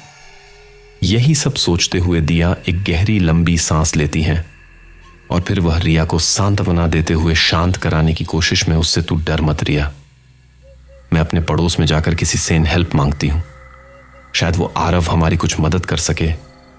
तब तक तू अपने फोन में फ्लैश जलाकर बैठी रह, मैं बस अभी थोड़ी देर में आती है। ये बोलकर दिया रिया को लिविंग रूम में छोड़कर आरव के घर की तरफ चल देती है। कुछ देर बाद दिया आरव के घर के बाहर खड़ी है। वह मदद के लिए दरवाजे पर दस्तक देने ही वाली होती हैं, पर फिर कुछ सोचकर अपना हाथ वापस पीछे खींच लेती हैं। दिया अपने मन में बड़बड़ाते हुए खुद से, दिया, अगर तुझे उस खड़ूस से मदद चाहिए तो ना चाहते हुए भी तुझे अपना ईगो साइड रखकर इसके घर का दरवाजा खटखटाना होगा। वहां रिया तेरा इंतजार कर रही हैं। कम ऑन दिया, यू कैन डू इट। यही सब सोचते हुए दिया एक गहरी लंबी सांस लेती है। फिर कुछ सोचते हुए वह आरव के दरवाजे पर दस्तक देती है। दरवाजे पर दस्तक देने के कुछ देर में ही दरवाजा खुलता है। दिया को अपने सामने देखकर आरव बिल्कुल हैरान रह जाता है। उसे यकीन नहीं हो रहा है कि दिया उसके दरवाजे पर खड़ी है। वह हैरानी भरी आवाज में सवाल करते हुए दिया से, तुम यहां क्या कर रही हो? मेरा पीछा करते करते तुम यहां भी पहुंच गई? आरव की बात सुनते ही दिया का पारा सांतवे आसमान पर पहुंच जाता है और वह अपना आपा खो देती है। वह आरव को गुस्से से घूरते हुए उससे, ओह प्लीज, मैं तुम्हारा पीछा क्यों करूंगी? वो तो मेरे घर की लाइट चली गई है, इसलिए मैं मदद के लिए अपने पड़ोसी के पास आई थी। दिया की यह बात सुनकर आरव खिलखिलाकर हंसने लगता है और फिर वह दिया का मजाक बनाने के अंदाज में उससे, मुझे तो लगा था कि तुम बहुत बहादुर हो, लेकिन लगता है प्रिंसेस को अंधेरे से डर लगता है। उसकी यह बात सुनकर दिया गुस्से से बिल्कुल आग बगुला हो जाती है। वह मन ही मन उसे कोसने लगती है। दिया खुद को शांत कराने की कोशिश में मन ही मन बड़बड़ाते हुए खुद से, ये आरव का बच्चा तो मेरा मजाक बना रहा है, साले की हिम्मत तो देखो, अगर रिया को अंधेरे से डर ना लगता होता तो मैं क्या मेरी जूती भी इसके घर पर दस्तक नहीं देती। फिर कुछ सोचते हुए दिया अपने मन में खुद से, पर बेटा दिया, अभी तुझे इस खड़ूस की मदद की जरूरत है, इसलिए तुझे इससे प्यार से पेश आना होगा ताकि ये तेरी मदद के लिए इनकार ना कर सके। यही सब सोचते हुए दिया अपने दांत कसकर बींच लेती। फिर वह एक जबरदस्ती मुस्कान के साथ मुस्कुराते हुए उससे, ही नाइस जोक, एक्चुअली मुझे नहीं, मेरी दोस्त रिया को अंधेरे से डर लगता है और इस वक्त हमारे घर का फ्यूज उड़ गया है और मुझे वो ठीक करना नहीं आता, तो प्लीज क्या तुम मेरी मदद कर सकते हो मिस्टर खड़ूस? दिया आरव से हेल्प मांग ही रही थी कि उसी वक्त उसकी नजर आरव के पीछे खड़े लड़के पर पड़ती है जो मुस्कुराते उन्हीं की तरफ आ रहा है। सांवला चेहरा, तीखी ठोड़ी, लंबा शरीर, अच्छे नैन नक्श, काले बाल, नीली आंखें जो किसी को भी आसानी से अपनी ओर आकर्षित करने के लिए काफी है। वह लड़का उन दोनों के पास आते हुए शरारती ढंग से मुस्कुरा रहा है। वह आरव को छेड़ने के अंदाज में उससे, इतनी खूबसूरत दोस्त बना ली तूने आरू और मुझे बताया भी नहीं। फिर वह दिया की तरफ पलटते हुए अपनी उसी कातिलाना मुस्कान के साथ अपना इंट्रोडक्शन देते हुए उससे, हेलो ब्यूटीफुल, मैं रोनित हूं, आरव का बेस्ट फ्रेंड, तुमसे मिलकर खुशी हुई। ये कहते हुए रोनित अपना एक हाथ दिया की तरफ बढ़ाता है। दिया जैसे ही अपना हाथ रोनित से मिलाने के लिए वापस आगे बढ़ाने लगती है, उसी वक्त आरव अचानक रोनित को गुस्से से घूर चिढ़ने वाले अंदाज में रोनित से, कितनी बार कहा है तुझसे रोनित, मुझे इस घटिया नाम से मत बुलाया कर, पर तुझे तो मेरी कही कोई बात समझ में ही नहीं आती। और हां, ये लड़की मेरी दोस्त नहीं है। आरव को गुस्से में खुद को इस तरह घूरता पाकर रोनित सकपकाकर अपना हाथ वापस पीछे खींच लेता है और वहीं दूसरी तरफ दिया आरव के बिहेवियर को देख अपने में बड़बड़ाते हुए खुद से, ओह तो इस खड़ूस का एक क्यूट नाम भी है जो इसे कुछ खास पसंद नहीं है। दिया ये सब सोच ही रही होती हैं कि तभी आरव की बात सुनकर उसका सारा ध्यान वापस से उस पर आ जाता है। दिया आरव को गुस्से में घूरते हुए मजाकिया ढंग से चिढ़ाते हुए उससे, ये खड़ूस किसी का दोस्त हो सकता है क्या? इससे दोस्ती करने से अच्छा तो मैं किसी भालू से दोस्ती करके उसका लंच बन जाऊं। उसकी यह बात सुनकर आरव बुरी तरह चिढ़ जाता है। फिर वह भी दिया को उसी के अंदाज में करारा जवाब देते हुए उससे, टेंशन मत लो, फीलिंग दोनों तरफ एक जैसी है प्रिंसेस। आरव की यह बात सुनकर रोनित के चेहरे पर एक बड़ी सारी मुस्कुराहट आ जाती है जो छिपाए नहीं छिप रही है। वह उसी मुस्कुराहट के साथ दिया की तरफ इशारा करते हुए आरव से, मुझे ये लड़की पसंद है, इसलिए आज से ये मेरी नई बेस्ट फ्रेंड है। फिर वह दिया की तरफ पलटते हुए उत्साह भरी आवाज में उससे, अरे दिया, तुम बाहर क्या कर रही हो, अंदर चलो ना। दिया कुछ बोल पाती उससे पहले ही रोनित उसका हाथ पकड़कर उसको खींचते हुए घर के अंदर ले आता है। वहीं दूसरी तरफ आरव गुस्से से उन दोनों को अंदर जाते हुए देख रहा है। रोनित दिया को आराम से सोफे पर बैठाते हुए, उससे तो तुम क्या लेना पसंद करोगी दिया, चाय या कॉफी? दिया रोनित को उसके सवाल का कोई जवाब दे पाती उससे पहले ही आरव रोनित की बात को बीच में काटते हुए उससे, ये मेरा घर है रोनित, इसे तू अपना घर समझना बंद करेगा? और हां, मेरे पास चाय कॉफी के लिए कोई दूध नहीं है। ये कहते हुए आरव तिरछी निगाह से दिया की ओर देखने लगता है। आरव की बदतमीजी से भरी बातें सुनकर दिया बिल्कुल शॉक्ड रह जाती हैं। वह हैरानी से अपने मन में बड़बड़ाते हुए खुद से, ये खड़ूस आरव तो हर किसी से इतनी बदतमीजी से बात करता है, पता नहीं बेचारा रोनित जैसा स्वीट लड़का इसका दोस्त कैसे बन गया।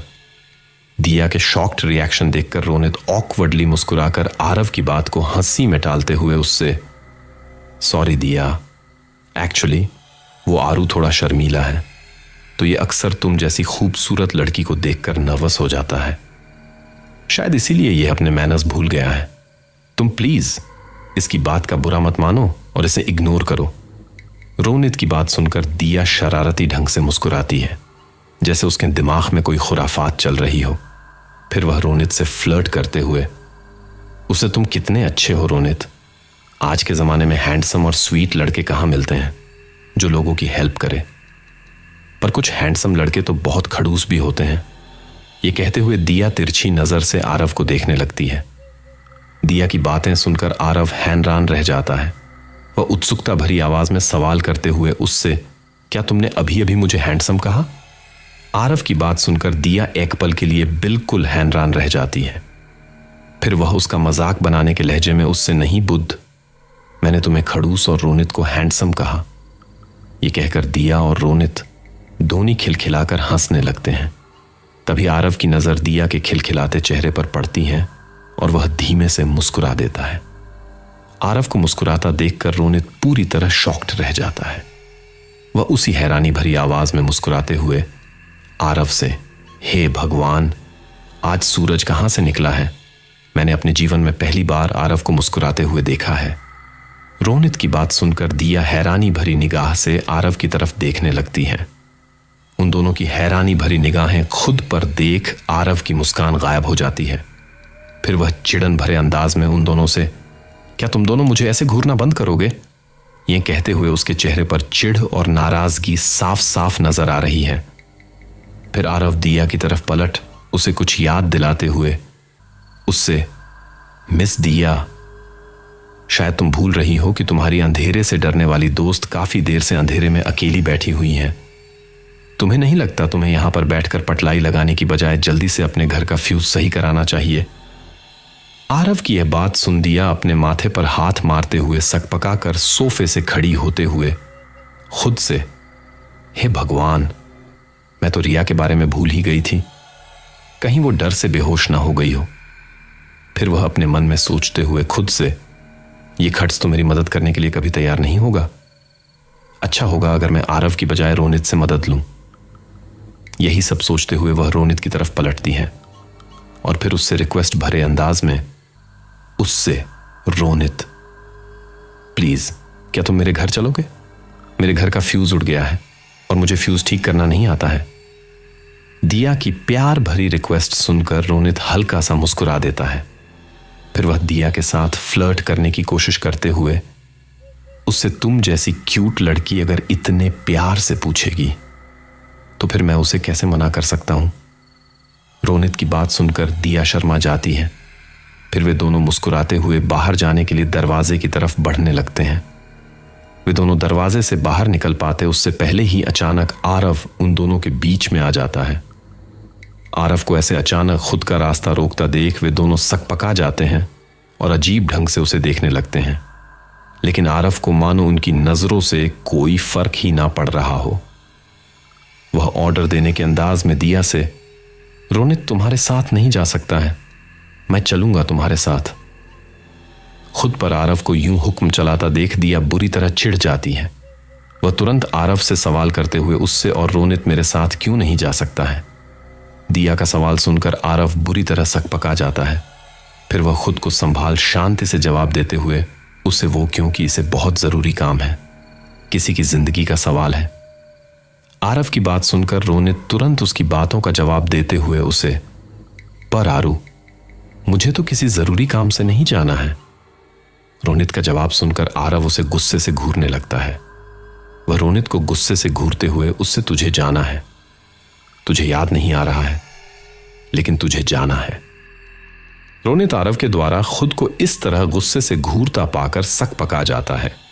फिर वह आरव के कहे अनुसार उसकी हां में हां मिलाते हुए दिया से, हां याद आया, बहुत जरूरी काम है, मुझे अभी जाना होगा, तुम आरव को अपने साथ ले जाओ। रोनित की बात पूरी होने से पहले ही आरव उसकी बात बीच में काटते हुए दिया से, मैं चलूंगा तुम्हारे साथ, तुम्हारी दोस्त बहुत डरी हुई होगी, हमें जल्दी चलना चाहिए। यह कहकर दिया की बात सुने बिना ही आरव तेजी से घर के बाहर निकल जाता है। आरव को यूं जाता देख दिया अपने मन में सोचते हुए खुद से, यह आरव को अचानक से हो क्या गया है, काफी अजीब बर्ताव कर रहा है। तभी रोनित मुस्कुराकर दिया से अलविदा लेते हुए, उम्मीद है तुमसे फिर मुलाकात होगी दिया, बाय, अपना ख्याल रखना।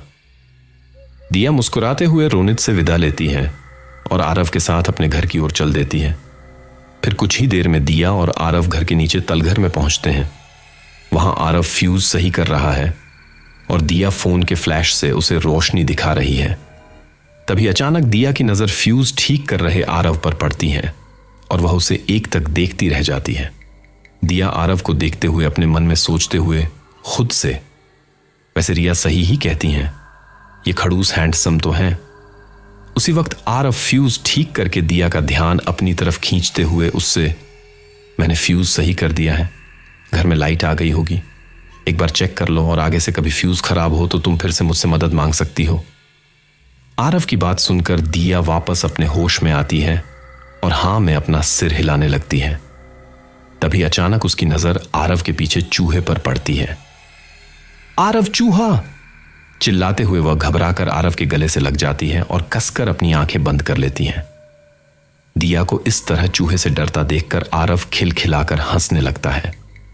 हंसने की आवाज सुनकर दिया अपनी नजर उठाकर आरव की तरफ देखती है, जिस वजह से आरव का चेहरा दिया के बिल्कुल करीब आ जाता है और दिया उसकी सांसों को अपने चेहरे पर महसूस कर पा रही है। उन दोनों की निगाहें एक दूसरे पर टिकी हुई हैं और वह एक तक बिना पलक झपकाए एक दूसरे को घूरे जा रहे हैं, जिससे दिया की दिल की धड़कन तेज हो जाती है। आरव दिया के चेहरे पर आ रहे बालों को धीमे से कान के पीछे करते हुए उससे, मुझे तो लगा था कि तुम किसी चीज से नहीं डरती। आरव की यह बात सुनकर दिया क्यूट सा चेहरा बनाते हुए उसे, चूहे और कॉकरोच उसमें शामिल नहीं है, उनके अलावा मैं किसी से नहीं डरती। दिया की यह बात सुनकर आरव हंस देता है। दिया की नजर उसके हंसते हुए चेहरे पर थमी हुई है। वह एक तक उसके चेहरे को प्यार से देख रही है। दिया प्यार से आरव को निहारते हुए उससे, आरव, तुम हंसते हुए बहुत क्यूट लगते हो, हमेशा नाराज क्यों रहते हो, कभी स्माइल भी किया करो। दिया की यह बात सुनकर आरव कुछ पल के लिए खामोश हो जाता है। फिर कुछ सोचते हुए एक तक दिया की आंखों में आंखें डाले उससे, दिया, तुम मेरे लिए इतना सब कुछ बहुत मुश्किल कर रही हो। आरव की बात सुनकर दिया बिल्कुल हैरान रह जाती है। वह अपनी आंखें बड़ी बड़ी कर हैरानी से उसे देखने लगती है। दिया उसी हैरानी भरी आवाज में सवाल करते हुए आरव से, मैं तुम्हारे लिए क्या मुश्किल कर रही हूं आरव? आरव उसकी बातों का कोई जवाब नहीं देता है। तभी दिया को एहसास होता है कि वह अब भी आरव की बाहों में है। उसी वक्त वह खुद को संभालकर सीधे खड़ी हो जाती है। आरव दिया को अपनी बाहों से दूर जाता देख कुछ पल के लिए उदास हो जाता है। फिर उसी समय वह अपनी उदासी को छुपाते हुए हल्की सी मुस्कुराहट के साथ मजाकिया ढंग में दिया से, तो मिस प्रिंसेस, इससे पहले कि वो चूहा वापस आकर तुम्हें डराए, हमें यहां से चलना चाहिए। यहां बहुत अंधेरा है, तुम फिर से न गिर जाओ, इसलिए मेरा हाथ पकड़ लो। आरव के इस जेस्चर पर दिया शर्मा जाती है। शर्माहट के कारण उसके गाल लाल होने लगते हैं। फिर वह हल्की सी मुस्कुराहट के साथ धीमे से आरव का हाथ अपने हाथ में थाम लेती है। तभी अचानक उसको अपने सामने खून से लथपथ लोगों की लाशें नजर आती हैं। चारों ओर दर्दनाक चीखें गूंज रही हैं। दिया कुछ समझ पाती उससे पहले ही आरव अपना हाथ उससे छुड़वा लेता है। वह एक तक हैरानी भरी निगाहों से दिया की ओर देख रहा है और फिर वह अचानक बिना कुछ कहे तेजी से वहां से चला जाता है। आरव को इस तरह जाता देख दिया बिल्कुल शॉक्ड रह जाती है। वह बस एक तक उस रास्ते को घूर रही हैं जहां से आरव अभी गया है। दिया बेचैनी से अपने मन में सोचते हुए खुद से, क्या जो लाशें मैंने अभी देखी उन सब का आरव से कोई संबंध हो सकता है? इतना बुरा क्या होगा उसके साथ? क्या मुझे उससे पूछना चाहिए? शायद यह भी तो हो सकता है कि यह मेरे मन का कोई वहम हो। लेकिन अगर यह मेरे मन का वहम था तो फिर आरव अचानक से ऐसे चला क्यों गया? फिर वह अपने सिर पर हाथ मारते हुए डांटने के अंदाज खुद से, उफ, मैं इस खड़ूस लड़के के बारे में इतना क्यों सोच रही हूं? लगता है इस रिया की पागलपंती का असर मुझ पर भी होने लगा है। उसी वक्त दिया को रिया की आवाज सुनाई देती है। वह एक गहरी लंबी सांस लेती है और फिर अपने लिविंग रूम की ओर चल देती है। वहीं दूसरी तरफ आरव छत पर खड़ा एक तक चांद को निहार रहा है। तभी अचानक उसे अपने पीछे से किसी की आवाज सुनाई देती है, कब तक अपनी फीलिंग्स से ऐसे ही भागते रहोगे? आवाज सुनकर जैसे ही आरव पीछे मुड़कर देखता है तो वहां रोनित अपने हाथों में 2 कप कॉफी मग लिए उसी की तरफ आ रहा है। आरव रोनित के हाथों से कॉफी का कप लेते हुए अनजान बनने की कोशिश करते हुए उससे, तुम किस बारे में बात कर रहे हो? मैं कुछ समझा नहीं। आरव का सवाल सुनकर रोनित शरारती ढंग से मुस्कुराते हुए उसी की आंखों में आंखें डालकर उसी से सवाल करते हुए उससे, तुम जानते हो मैं किसकी बात कर रहा हूं? रोनित का सवाल सुनकर आरव उसे नजरें चुराते हुए, मैं दिया को पसंद नहीं करता। अच्छा होगा तुम ये ख्याल अपने जहन से निकाल दो। वैसे भी तुम्हें मेरा दिया पर नजर रखने का मकसद पता है। आरव का जवाब सुनकर रोनित के चेहरे पर बड़ी वाली मुस्कुराहट आ जाती है और वह उसी मुस्कुराहट के साथ आरव को छेड़ने के अंदाज में उससे, पर मैंने तो दिया का नाम कही लिया ही नहीं। रोनित की जवाब सुनकर आरव एक पल के लिए सकपका जाता है। वह खुद को संभालकर रोनित को कोई जवाब दे पाता उससे पहले ही रोनित उसकी बात को काटते हुए शरारती मुस्कान के साथ अपनी बात को आगे कंटिन्यू करते हुए उससे, मुझे तो दिया बहुत पसंद है। सोच रहा हूं उससे जल्द ही अपनी डेट के लिए पूछ लूं। वैसे भी तुम्हें तो वो पसंद नहीं है, तब बस फिर दिक्कत क्या है? वहां रोनित की यह बात सुनकर आरव का चेहरा गुस्से से लाल हो जाता है। वह एक तक रोनित को गुस्से से घूरे जा रहा है। खुद को इस तरह गुस्से से घूरता पाकर रोनित बुरी तरह घबरा जाता है। वह आरव को कुछ समझा पाता उससे पहले ही आरव वहां से गुस्से में चला जाता है। आरव को यूं गुस्से में नीचे जाता देख रोनित अपने मन में बड़बड़ाते हुए खुद से, दिया को सिर्फ डेट करने की बात पर यह इतना भड़क गया।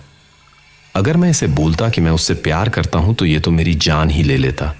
प्यार है पर मानने को तैयार नहीं। यही सब सोचते हुए वह एक गहरी लंबी सांस लेता है और फिर अपने कमरे में सोने के लिए चल देता है। वही दूसरी तरफ दिया चैन से अपने कमरे में सो रही है। तभी अचानक उसको एहसास होता है कि मानो कोई उसके माथे पर हाथ रखे हुए हैं।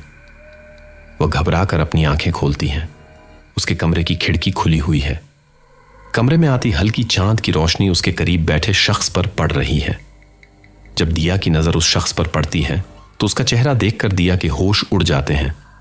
गौरा चेहरा, तीखी नाक, डरावनी कातिलाना नीली आंखें, बैंगनी घुंघराले बाल, गौरे हाथों पर बड़े बड़े लाल नाखून, लंबी टांगें, सुरख लाल होठों के बीच में निकले 2 नुकीले दांत, काली पोशाक जो उसे डायन करार कर रही हैं। हेलो डार्लिंग, वह औरत कातिलाना मुस्कान के साथ दिया की तरफ देखते हुए उससे। अचानक से ऐसे किसी अनजान शख्स को अपने इतने करीब बैठे देखकर दिया घबरा कर अपने मन में सोचते हुए खुद से, ये अजीब औरत कौन है और ये इस वक्त मेरे कमरे में क्या कर रही है? क्या मैं कोई सपना देख रही हूं या फिर सच में मेरे आगे कोई डायन बैठी हैं जो मुझे देखकर मुस्कुरा रही हैं? दिया को किसी सोच में खोया देखकर वह औरत उसका ध्यान अपनी तरफ खींचते हुए उसी कातिलाना मुस्कुराहट के साथ उससे कहती है, कि मैंने तुम्हारी नींद डिस्टर्ब कर दी क्या? वैसे मैंने तुम्हें मैसेज दिया तो था कि मैं जल्द ही तुमसे मिलने वाली हूं। तुम्हें मेरा मैसेज नहीं मिला क्या? उस औरत की बात सुनकर दिया अपने ख्यालों से बाहर आते हुए घबराहट भरी आवाज में सवाल करते हुए, उससे कौन हो तुम और मेरे कमरे में क्या कर रही हो? मैं तुम्हें नहीं जानती। दिया की यह बात सुनकर उस औरत की वो कातिलाना मुस्कान और भी चौड़ी हो जाती है। वह उसी कातिलाना मुस्कान के साथ एकटक दिया की तरफ देखते हुए उससे, मैं तुम्हारी जिंदगी का वो सबसे बुरा सपना हूं जिसे तुम चाहकर भी कभी नहीं भुला सकती। वैसे तुम मुझे उर्वशी बुला सकती हो। यह कहते हुए उर्वशी मुस्कुराकर दिया का हाथ अपने हाथ में पकड़ लेती है। वह कुछ पल के लिए अपनी आंखें बंद करती हैं, जैसे मानो वह किसी गहरी सोच में खोई हुई हो। फिर उर्वशी धीमे से दिया के कान के पास आते हुए उससे, मैं महसूस कर सकती हूं तुम्हारी शक्तियां, प्यार, खुशी और मेरा सबसे पसंदीदा डर। ओह हनी, मैं तुम्हारे साथ इस खेल का हर एक सेकंड एंजॉय करने वाली हूं। दिया उसकी बातें सुनकर बुरी तरह डर जाती है। डर के कारण उसका पूरा शरीर कपकपाने लगता है। दिया उसी कपकपाती हुई आवाज में सवाल करते हुए उर्वशी से, कैसा खेल? तुम किस खेल की बात कर रही हो? दिया की बात सुनकर जैसे ही उर्वशी अपनी बंद आंखें खोलती है, दिया उसकी आंखों को देखकर बिल्कुल दंग रह जाती है। उर्वशी की आंखें सुर्ख लाल चमक रही हैं। तभी अचानक कमरे में काला धुआं भरने लगता है। कमरे में ऐसे अचानक धुआं भरते देख दिया बुरी तरह घबरा जाती है। घबराहट और डर के कारण उसका चेहरा बुरी तरह पीला पड़ जाता है और माथे पर पसीने की बूंदें आने लगती हैं। दिया घबराते हुए अपने मन में सोचते हुए खुद से, मुझे यहां से निकलना होगा। यही सोचकर दिया तेजी से बाहर की तरफ दौड़ने लगती है। उसको इस तरह दौड़ता देख पीछे से उर्वशी की शैतानी हंसी पूरे कमरे में गूंज उठती है। दिया कमरे से बाहर निकल पाती उससे पहले ही उर्वशी उसको पीछे से धक्का दे देती है, जिससे दिया का सर दीवार से टकरा जाता है और उसकी आंखों के आगे अंधेरा छाने लगता है और वह बेहोश हो जाती है। कुछ देर बाद जब दिया को होश आता है तो वह अचानक खुद को लिविंग रूम में खड़ा पाकर हैरान रह जाती है। वह कुछ समझ पाती उससे पहले ही उसकी नजर उसके सामने खड़ी डरी रिया पर पड़ती है, जो डरी हुई निगाहों से एकटक उसे देख रही है। दिया के हाथ में चाकू है और वह धीरे धीरे रिया की तरफ अपने कदम बढ़ा रही है। उसके पीछे अपनी शैतानी कातिलाना मुस्कान के साथ उर्वशी खड़ी हुई है। दिया रिया की तरफ धीमे धीमे कदमों से बढ़ते हुए अपने मन में सोचते हुए खुद से, मैं यहां कैसे पहुंची और मेरे हाथ में ये चाकू?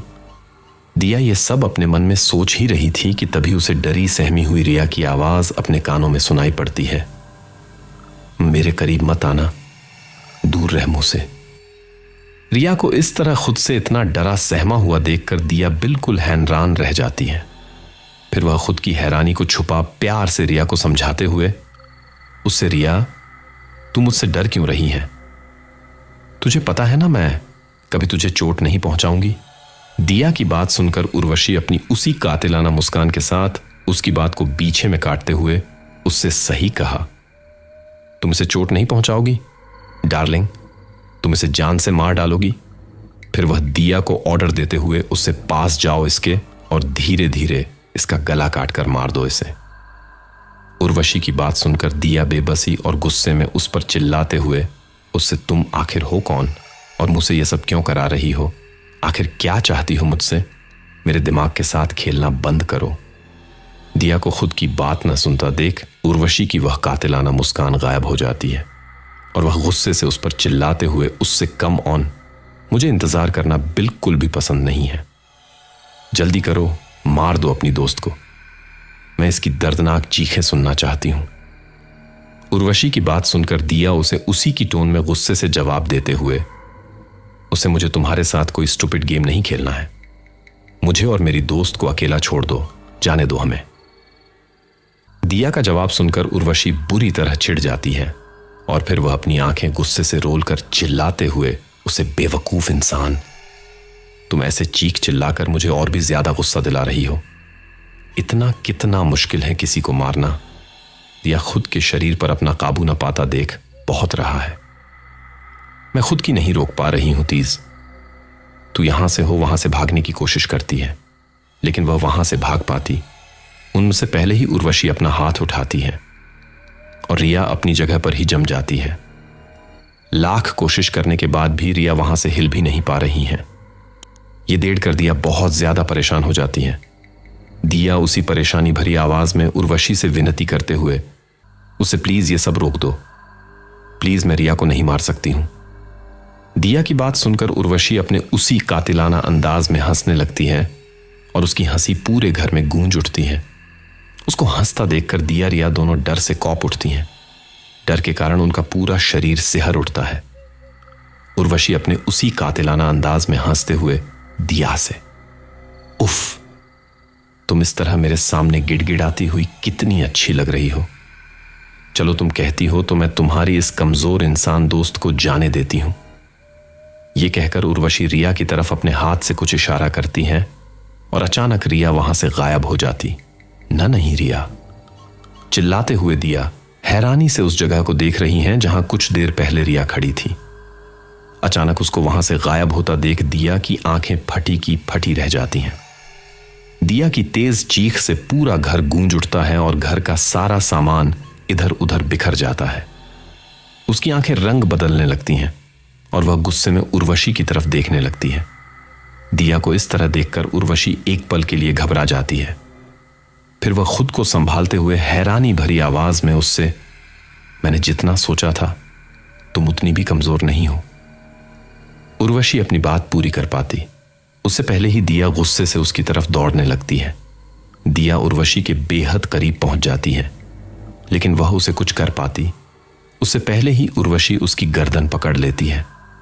उसकी हाथों की पकड़ दिया की गर्दन पर मजबूत होती जा रही है, जिस कारण दिया दर्द से झटपटाने लगती है और धीमे धीमे उसकी आंखों के आगे अंधेरा छाने लगता है और वह बेहोश हो जाती है। अचानक दिया चीखते हुए उठ जाती है। वह सकपकाकर अपने चारों तरफ नजर दौड़ाती है। वह अपने कमरे में है और उसके सामने बैठी उर्वशी मुस्कुरा रही है। फिर दिया उसी परेशानी और हैरानी भरी आवाज में उर्वशी की ओर देख सवाल करते हुए उससे, तब तुम, ये सब जो अभी हुआ वो तुम्हारी वजह से हुआ, तब तुमने मेरी दोस्त के साथ क्या किया? दिया की बात सुनकर उर्वशी अपनी उसी कातिलाना मुस्कान के साथ जवाब देते हुए उससे, मैंने तुम्हारी दोस्त के साथ वही क्या जो इंसानों के साथ होना चाहिए, मैंने उसे मार दिया। उसकी यह बात सुनकर दिया का चेहरा गुस्से से लाल हो उठता है। वह एक तक लगातार उर्वशी को गुस्से से घूर रही है। दिया गुस्से से उर्वशी को घूरते हुए अपने मन में, मैं इस औरत को इतनी आसानी से यहां से नहीं जाने दे सकती, मुझे कुछ करना होगा, पर क्या? खंजर, हां, वो खंजर इस वक्त मेरे काम आ सकता है। ये सोचते हुए दिया की नजर सहसा अपने आप ही अपने बैग पर पड़ जाती है जो बिल्कुल उसके हाथ नीचे रखा हुआ है। वह उर्वशी की नजरों से बचते हुए वो खंजर अपने बैग से निकालती है और उसके सामने कर देती है। दिया धमकी भरी आवाज में अपने सामने खड़ी उस औरत को चेतावनी देते हुए उससे, देखो मेरे करीब मत आना, वरना तुम्हारे लिए बिल्कुल अच्छा नहीं होगा। दिया की धमकी भरी आवाज सुनकर उर्वशी हंसने लगती है। वह उसका मजाक बनाने के ढंग में उससे, ओह मेरे बाबू, तो गुस्सा आ गया, वैसे क्या करोगी तुम मेरा? क्या तुम मुझे इस छोटे से खंजर मारोगी? ओह डार्लिंग, तुम्हें क्या लगता है मैं तुम्हारे इस छोटे से खंजर से डर जाऊंगी? वैसे मैंने जितना सोचा था तुम इतनी भी कमजोर नहीं हो। यह कहते हुए उर्वशी दिया के करीब आने लगती है। उर्वशी को अपने करीब आता देखकर दिया बुरी तरह घबरा जाती है। डर और घबराहट के कारण वह तुरंत उस पर खंजर से हमला कर देती है, जिससे वह खंजर सीधे उसके हाथ में जा लगता और वह दर्द से चीख उठती है। उर्वशी दर्द में गुस्से से दिया पर चीखते हुए, उससे तुम्हें इसकी सजा मिलेगी दिया, जरूर मिलेगी। अब तुम देखना मैं तुम्हारा क्या हाल करती हूं। मुझ पर हमला करके तुमने बिल्कुल ठीक नहीं किया। उर्वशी उसी गुस्से के साथ अपनी बात आगे कंटिन्यू करते हुए दिया से, मुझे तुम्हारी जिंदगी चाहिए, लेकिन अफसोस अभी तुम्हारे मरने में वक्त है, और जब तक तुम्हारे मरने का वक्त नहीं आ जाता तब तक मैं तुम्हें रोते हुए, तड़पते हुए, मेरे आगे गिड़गिड़ाते हुए देखना चाहती हूं। फिर वह मुस्कुराने लगती हैं और अपनी उसी कातिलाना मुस्कान के साथ अपनी बात आगे कंटिन्यू करते हुए दिया से, लोगों का दर्द मुझे बहुत सुकून देता है। इंसानों को तड़पाने में, दर्द देने में जो मजा मुझे आता है, तुम वो सोच भी नहीं सकती। अफसोस, मुझे अब यहां से जाना होगा। हमारी ये मुलाकात काफी छोटी थी, लेकिन तुम चिंता मत करो, जल्द ही तुमसे फिर मुलाकात होगी डार्लिंग, कहकर उर्वशी मुस्कुराते हुए दिया से बाएं करती हैं और कमरे की खिड़की से कूद जाती है। उर्वशी को खिड़की से नीचे कूदता देखकर दिया भागकर खिड़की के पास आती है और नीचे देखती हैं, लेकिन वहां उसे कोई नहीं दिखाई देता। तरफ चल देती है। रिया की आवाज सुनकर दिया वापस अपने होश में आती है और रिया को उसके कमरे में जाता देख वह भी अपने कमरे में सोने के लिए चल देती है। लेकिन आखिर कौन है ये उर्वशी और क्या चाहती हैं दिया से, जानने के लिए सुनते रहिए। अगले दिन दिया रिया के साथ कॉलेज कैंटीन में बैठी हुई हैं। कल रात की बीती घटनाएं अब भी दिया के दिमाग में गोल गोल घूम रही हैं। दिया रात की बातों को अपने मन में सोचते हुए खुद से, ये उर्वशी अगली बार हम पर हमला करें, उससे पहले ही मुझे उसके बारे में पता लगाना होगा। पर कैसे? ऐसा कौन हो सकता है जो उसके बारे में जानने में मेरी मदद कर सके? कौन? दिया। ये सब सोच ही रही थी कि तभी रिया अपना एक हाथ ठोड़ी पर रखकर परेशानी भरी आवाज में दिया से, दिया यार, मुझे तो समझ ही नहीं आ रहा है कि आज रात निशा की बर्थडे पार्टी में मैं क्या पहनूंगी। रिया का बचकाना सवाल सुनकर दिया अपनी सोच से बाहर आती है और हल्की मुस्कुराहट के साथ रिया को उसके सवालों का जवाब देते हुए उससे, अरे इसमें इतना सोचना क्या है, तू कुछ भी पहन लेना, सब में हॉट ही लगेगी। ये कहते हुए दिया रिया की तरफ देखती है और शरारती ढंग से मुस्कुराते हुए उसको आंख मारती है। दिया की यह हरकत देख रिया एक पल के लिए बिल्कुल हैरान रह जाती है और फिर खिलखिलाकर हंसने लगती है। दिया और रिया दोनों निशा की बर्थडे पार्टी के बारे में बात कर ही रहे थे कि तभी अचानक मुस्कुराता हुआ नकुल उनके पास आता है। वह उसी हल्की सी मुस्कुराहट के साथ शरारती ढंग में फ्लर्ट करते हुए उनसे, क्या कॉलेज की सबसे खूबसूरत लड़कियों के पास आज मेरे लिए थोड़ा सा टाइम है? नकुल का सवाल सुनकर उन दोनों का ध्यान अपनी बातों से हटकर उस पर आ जाता है और वे दोनों मुड़कर उसकी तरफ देखने लगती हैं। नकुल को अपने सामने देखकर रिया के चेहरे पर बड़ी सारी मुस्कुराहट आ जाती है और दिया अपनी कॉफी पीने लगती है। दिया कॉफी का सिप अपने मुंह में ले कैजुअली सवाल करते हुए नकुल से, क्यों, तुम्हें हमसे कुछ काम था क्या? दिया का सवाल सुनकर नकुल के चेहरे पर आई मुस्कुराहट एक पल के लिए गायब हो जाती। फिर वह उदासी भरी आवाज उन दोनों को कुछ याद दिलाते हुए उनसे, तुम भूल गई क्या, आज हम लोग ऊटी घूमने जाने वाले थे। दिया नकुल की बात का कोई जवाब दे पाती उससे पहले ही रिया उसकी बात को बीच में काटते हुए एक्साइटेड भरी आवाज में नकुल से फ्लर्ट करते हुए, इसकी तो आदत है सब कुछ भूलने की। मुझे तो कल से ही तुम्हारा इंतजार था, मेरा मतलब है ऊटी घूमने का इंतजार था। रिया की बातें सुनकर नकुल के उदास चेहरे पर फिर से मुस्कुराहट आ जाती है। फिर वह उसी हल्की मुस्कुराहट के साथ एक्साइटेड भरी आवाज में उन दोनों से, ओके तो फिर हम लोग यहां से चले, मैं तुम लोगों को अपनी सबसे मन पसंदीदा जगह दिखाना चाहता हूं। नकुल की बात सुनकर दिया और रिया हां में अपना सर हिलाते हैं और फिर वे दोनों नकुल के साथ उसकी कार की ओर चल देते हैं। कुछ देर बाद दिया, नकुल और रिया ऊटी की एक ऊंची पहाड़ी पर हैं। वे सब पहाड़ी पर खड़े होकर ऊटी की खूबसूरती को निहार रहे हैं। हरे भरे पेड़, ऊंची पहाड़ियां, उन पहाड़ियों के नीचे छोटे छोटे बागवान जो वहां की सुंदरता पर चार चांद लगा रहे हैं। वहां की हरियाली की सुंदरता देखकर दिया के चेहरे पर हल्की सी मुस्कुराहट आ जाती है। वहीं दूसरी तरफ रिया एक्साइटमेंट के साथ पहाड़ी पर अलग अलग जगह सेल्फी ले रही हैं। दिया उस जगह देखकर बहुत ज्यादा खुश हो जाती हैं।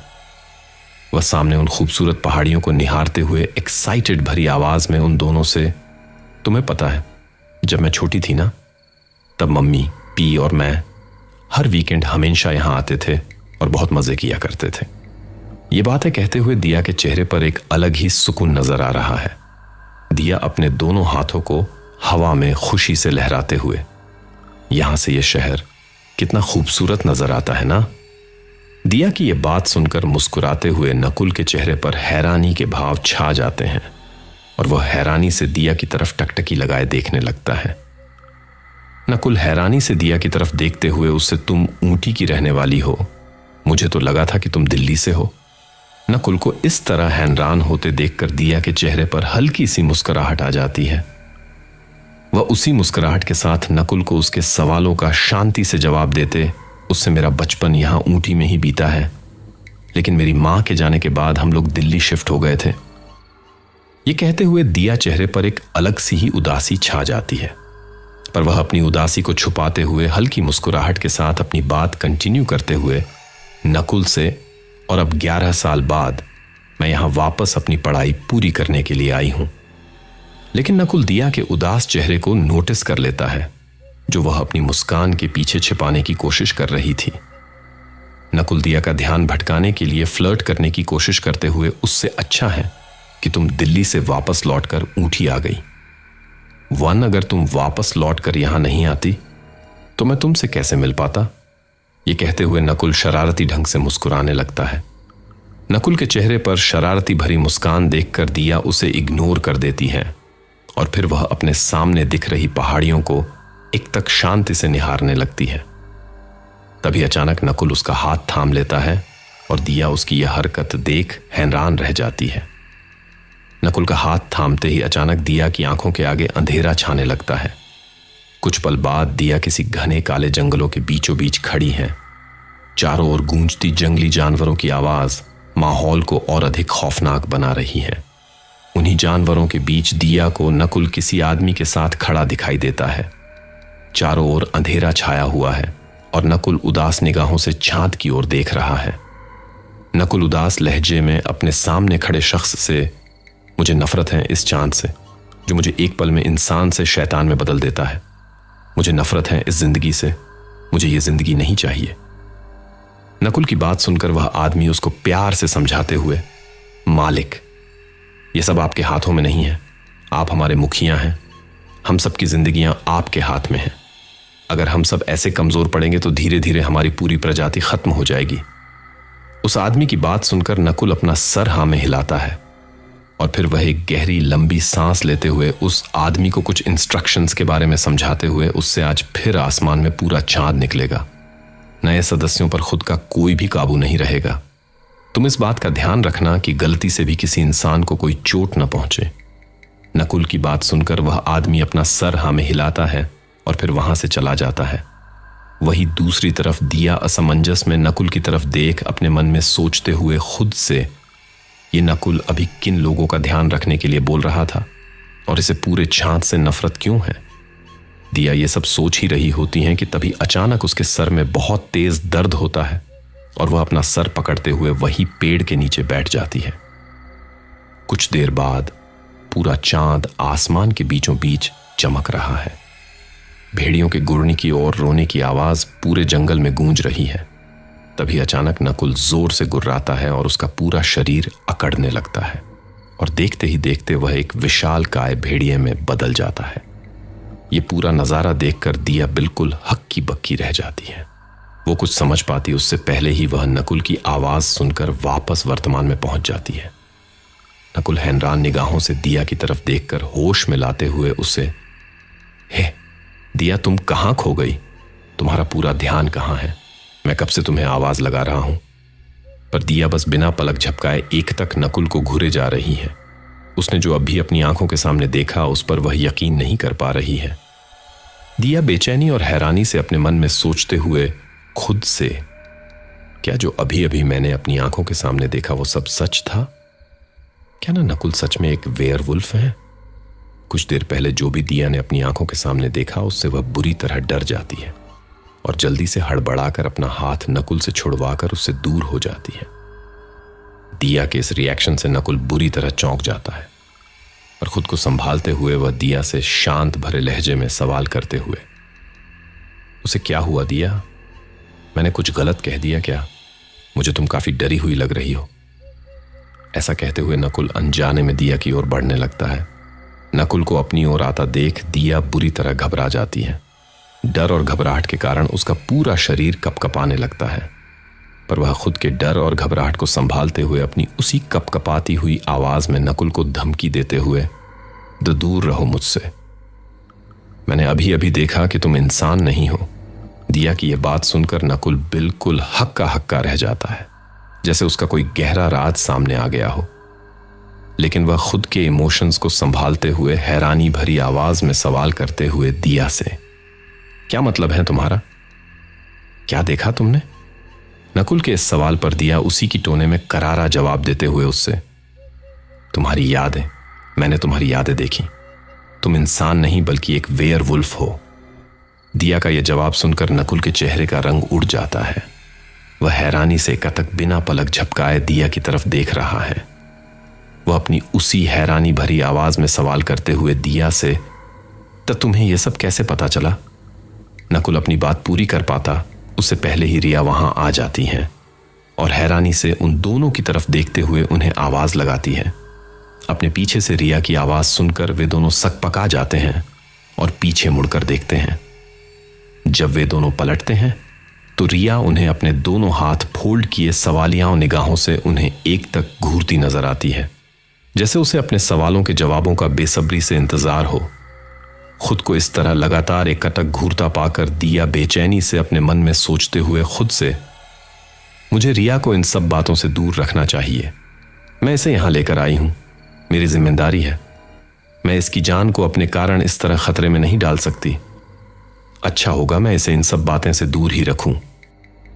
इन्हीं सब बातों को सोचते हुए दिया एक झूठी मुस्कान के साथ हाथ को टालने की कोशिश करते हुए रिया से, अरे कुछ नहीं यार, हम लोग तो बस नकुल की हॉबीज के बारे में बात कर रहे थे। तू बता, यहां कब से खड़ी होकर चुपचाप हमारी बातें सुन रही हैं? ये कहते हुए दिया शरारती ढंग से मुस्कुराते लगती हैं। रिया दिया के इस सवाल से एक पल के लिए सकपका जाती हैं और वो उसे इस बात का कोई जवाब दे पाती उससे पहले ही दिया रिया की बात को अनसुना कर बात को वहीं खत्म करते हुए उसे, खैर मुझे लगता है अब हम सबको घर चलना चाहिए। हमें यहां आए काफी देर हो गई है और फिर हमें शाम की पार्टी के लिए भी तो रेडी होना है। दिया की यह बात सुनकर रिया अपने माथे पर हाथ मारते हुए, ओह शिट यार, पार्टी के बारे में तो मैं बिल्कुल ही भूल गई थी। अच्छा हुआ तूने याद दिला दिया। रिया दिया का हाथ पकड़कर उसे अपने साथ खींच घर की तरफ ले जाते हुए उससे, जल्दी चल यार, मैंने तो अभी तक अपनी आज रात की ड्रेस भी फाइनल नहीं की। उनकी बातें सुनकर नकुल धीरे से अपना सर हां में हिलाता है और फिर वे तीनों अपने घर की ओर चल देते हैं। कुछ ही देर में वे तीनों दिया के घर के आगे पहुंच जाते हैं और वहां पर पहुंचते ही उन्हें वहां अपने घर के दरवाजे पर आरव खड़ा हुआ दिखाई देता है, जो नकुल को देखकर नाराज सा नजर आता है और लगातार उसे एक तक गुस्से से घूरने लगता है। आरव को अपने घर के दरवाजे के आगे खड़ा देखकर दिया बिल्कुल हैरान रह जाती हैं। वह उसी हैरानी भरी आवाज में आरव से सवाल करते हुए, आरव तुम यहां इतनी रात को, कुछ काम था क्या? दिया की हैरानी भरी आवाज सुनकर आरव का ध्यान नकुल से हटकर दिया पर आ जाता है। वह उसके सवालों को नजरअंदाज कर गुस्से में सवाल करते हुए दिया से, ये इंसान यहां पर क्या कर रहा है दिया, और तुम इसके साथ क्यों घूम रही हो? दिया आरव को पहली बार इतने गुस्से में देखकर बिल्कुल हैरान रह जाती हैं। वह आरव को उसके सवालों का कोई जवाब दे पाती उससे पहले ही अचानक नकुल दिया की बात को बीच में काटते हुए आरव से, यह सवाल तो मुझे तुमसे पूछना चाहिए कि तुम दिया को कैसे जानते हो और यहां क्या कर रहे हो? नकुल का सवाल सुनकर दिया और भी ज्यादा हैरान रह जाती हैं। वह हैरानी से दोनों का चेहरा गौर से देखते हुए उन दोनों से, क्या तुम दोनों एक दूसरे को पहले से जानते हो? दिया का सवाल सुनकर आरव का ध्यान नकुल पर से हटकर फिर से दिया पर आ जाता है।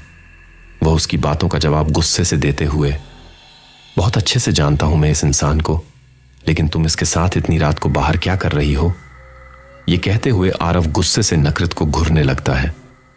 दिया आरव को इतना गुस्से में देख एक पल के लिए सहम जाती है। फिर वह शांति से आरव के सवालों का जवाब देते हुए उससे, नकुल मेरा कॉलेज फ्रेंड है, हम दोनों एक ही कॉलेज पढ़ते हैं। नकुल मेरा कॉलेज में सीनियर है। यह हमें ऊटी घुमा रहा था। फिर वह उन दोनों की तरफ सवालियां भरी निगाहों से देखते हुए उनसे, लेकिन तुम दोनों के चेहरे देखकर तो ऐसा लग रहा है कि तुम दोनों एक दूसरों की कुछ ज्यादा खास पसंद नहीं करते।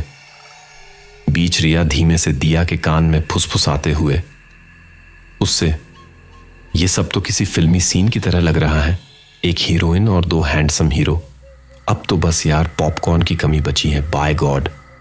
ये कहते हुए रिया शरारती ढंग से मुस्कुराने लगती है और दिया गुस्से से उसके पेट में कोहनी मारकर उसे चुप रहने का इशारा करती है। दिया को गुस्से में देखकर रिया बच्चों की तरह अपने मुंह पर उंगली रखकर चुपचाप सीधी खड़ी हो जाती है। रिया की ऐसी हरकत देख दिया के चेहरे पर हल्की सी मुस्कुराहट आ जाती है और वह अपना सर नीचे करके धीमे धीमे मुस्कुराने लगती है। उसी वक्त नकुल सभी के बीच उस अजीब सी चुप्पी को तोड़ते हुए उदास भरे लहजे में दिया से, लगता है अब मुझे यहां से जाना चाहिए, ठीक है तो फिर कल कॉलेज कैंटीन मिलते हैं।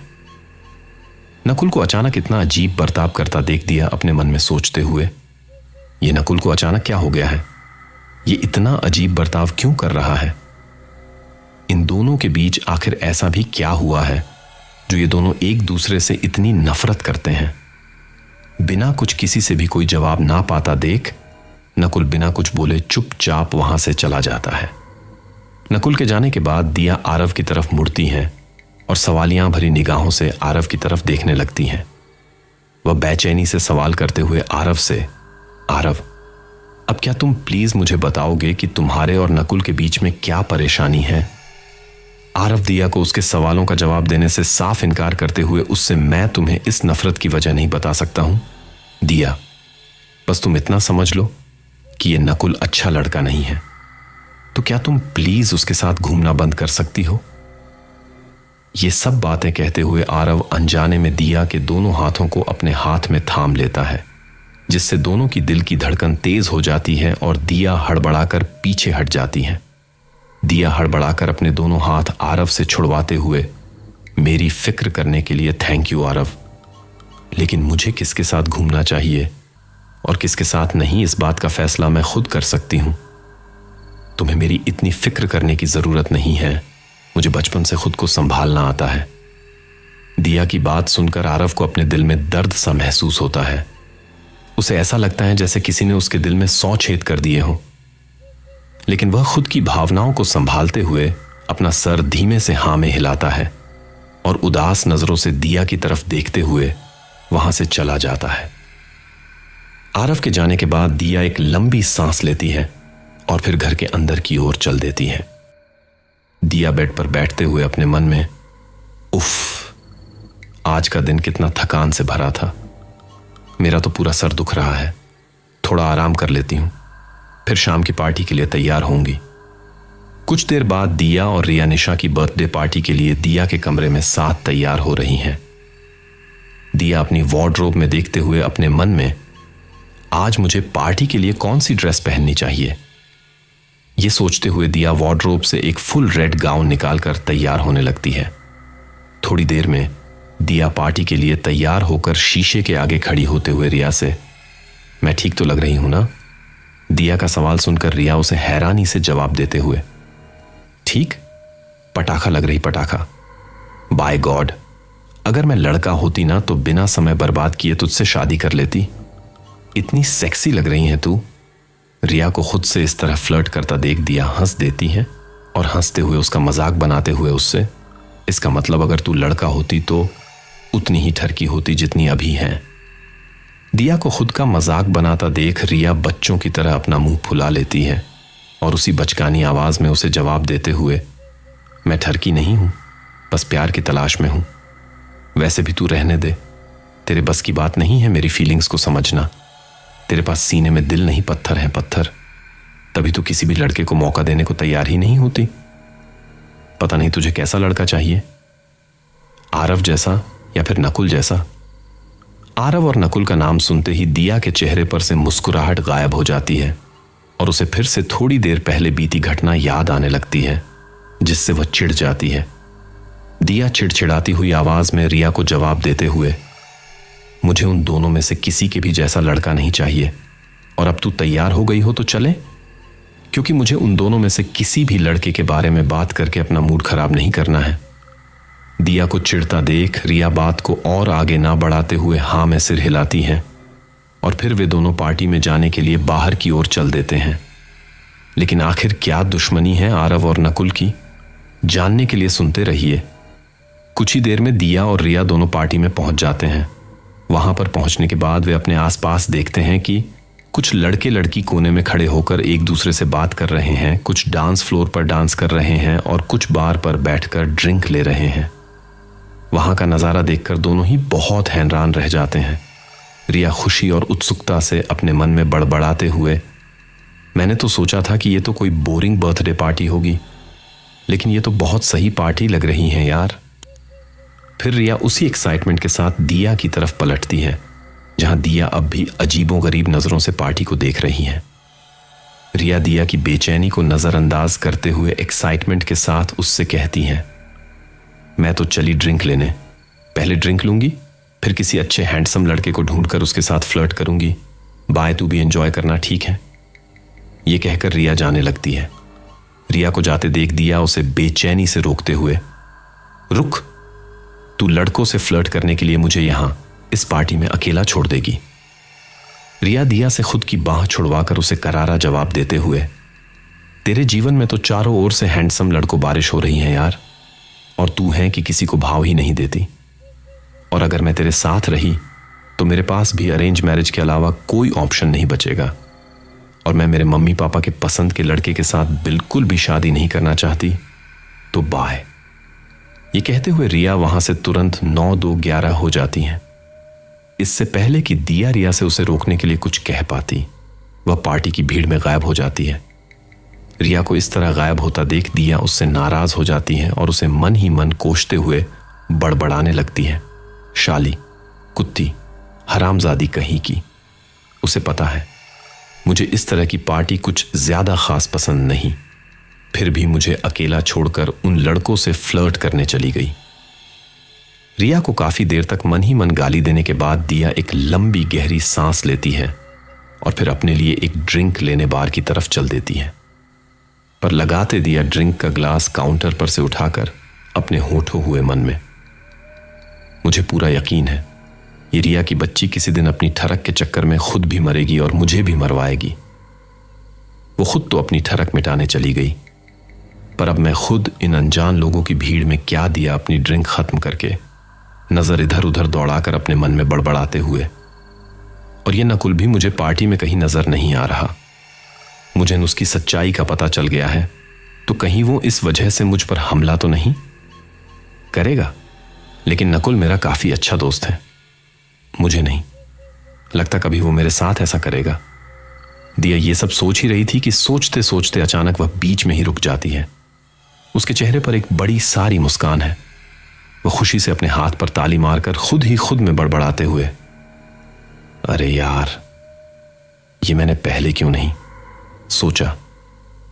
नकुल मुझे मेरी शक्तियों के बारे में जानने में मेरी मदद कर सकता है।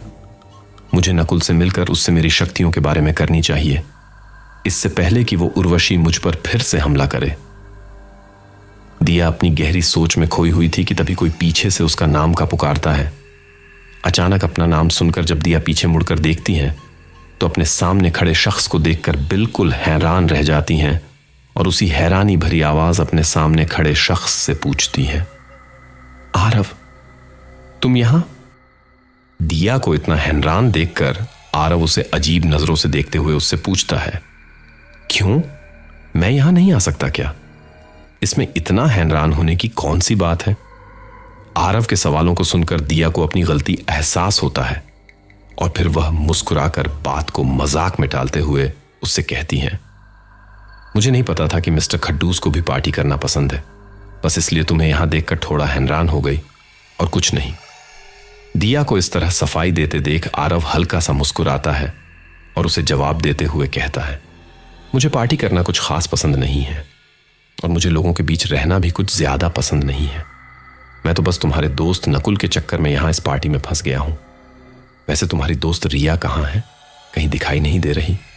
आरव का सवाल सुनकर दिया उसे जवाब देते हुए, होगी यहीं कहीं, किसी लड़के से फ्लर्ट रही होगी। ये कहते हुए जब दिया की नजर आरव के चेहरे पर पड़ती है, जो ऊपर से नीचे तक दिया को लगातार एक तक देख रहा है, खुद को इस तरह घूरता पाकर दिया अपने चेहरे पर हाथ फेरते हुए आरव से पूछती हैं, मेरे चेहरे पर कुछ लगा है क्या आरव? कितनी देर से देख रही हूं तुम? मुझे लगातार घूरे ही जा रहे हो, लगा है तो बता दो। दिया की बात सुनकर आरव एक पल के लिए सकपका जाता है, पर फिर खुद को संभाल कर वह उसकी तारीफ करते हुए उससे कहता है, तो तुम इस ड्रेस में बहुत खूबसूरत लग रही हो दिया। अचानक से खुद की तारीफ सुनकर दिया शर्मा जाती है। शर्म के कारण उसके पूरे गाल लाल हो जाते हैं। खुद की शर्म को छुपाने के लिए दिया आरव से मजाक करते हुए कहती हैं, मिस्टर खडूस, आरव आज मेरी तारीफ कर रहे हैं।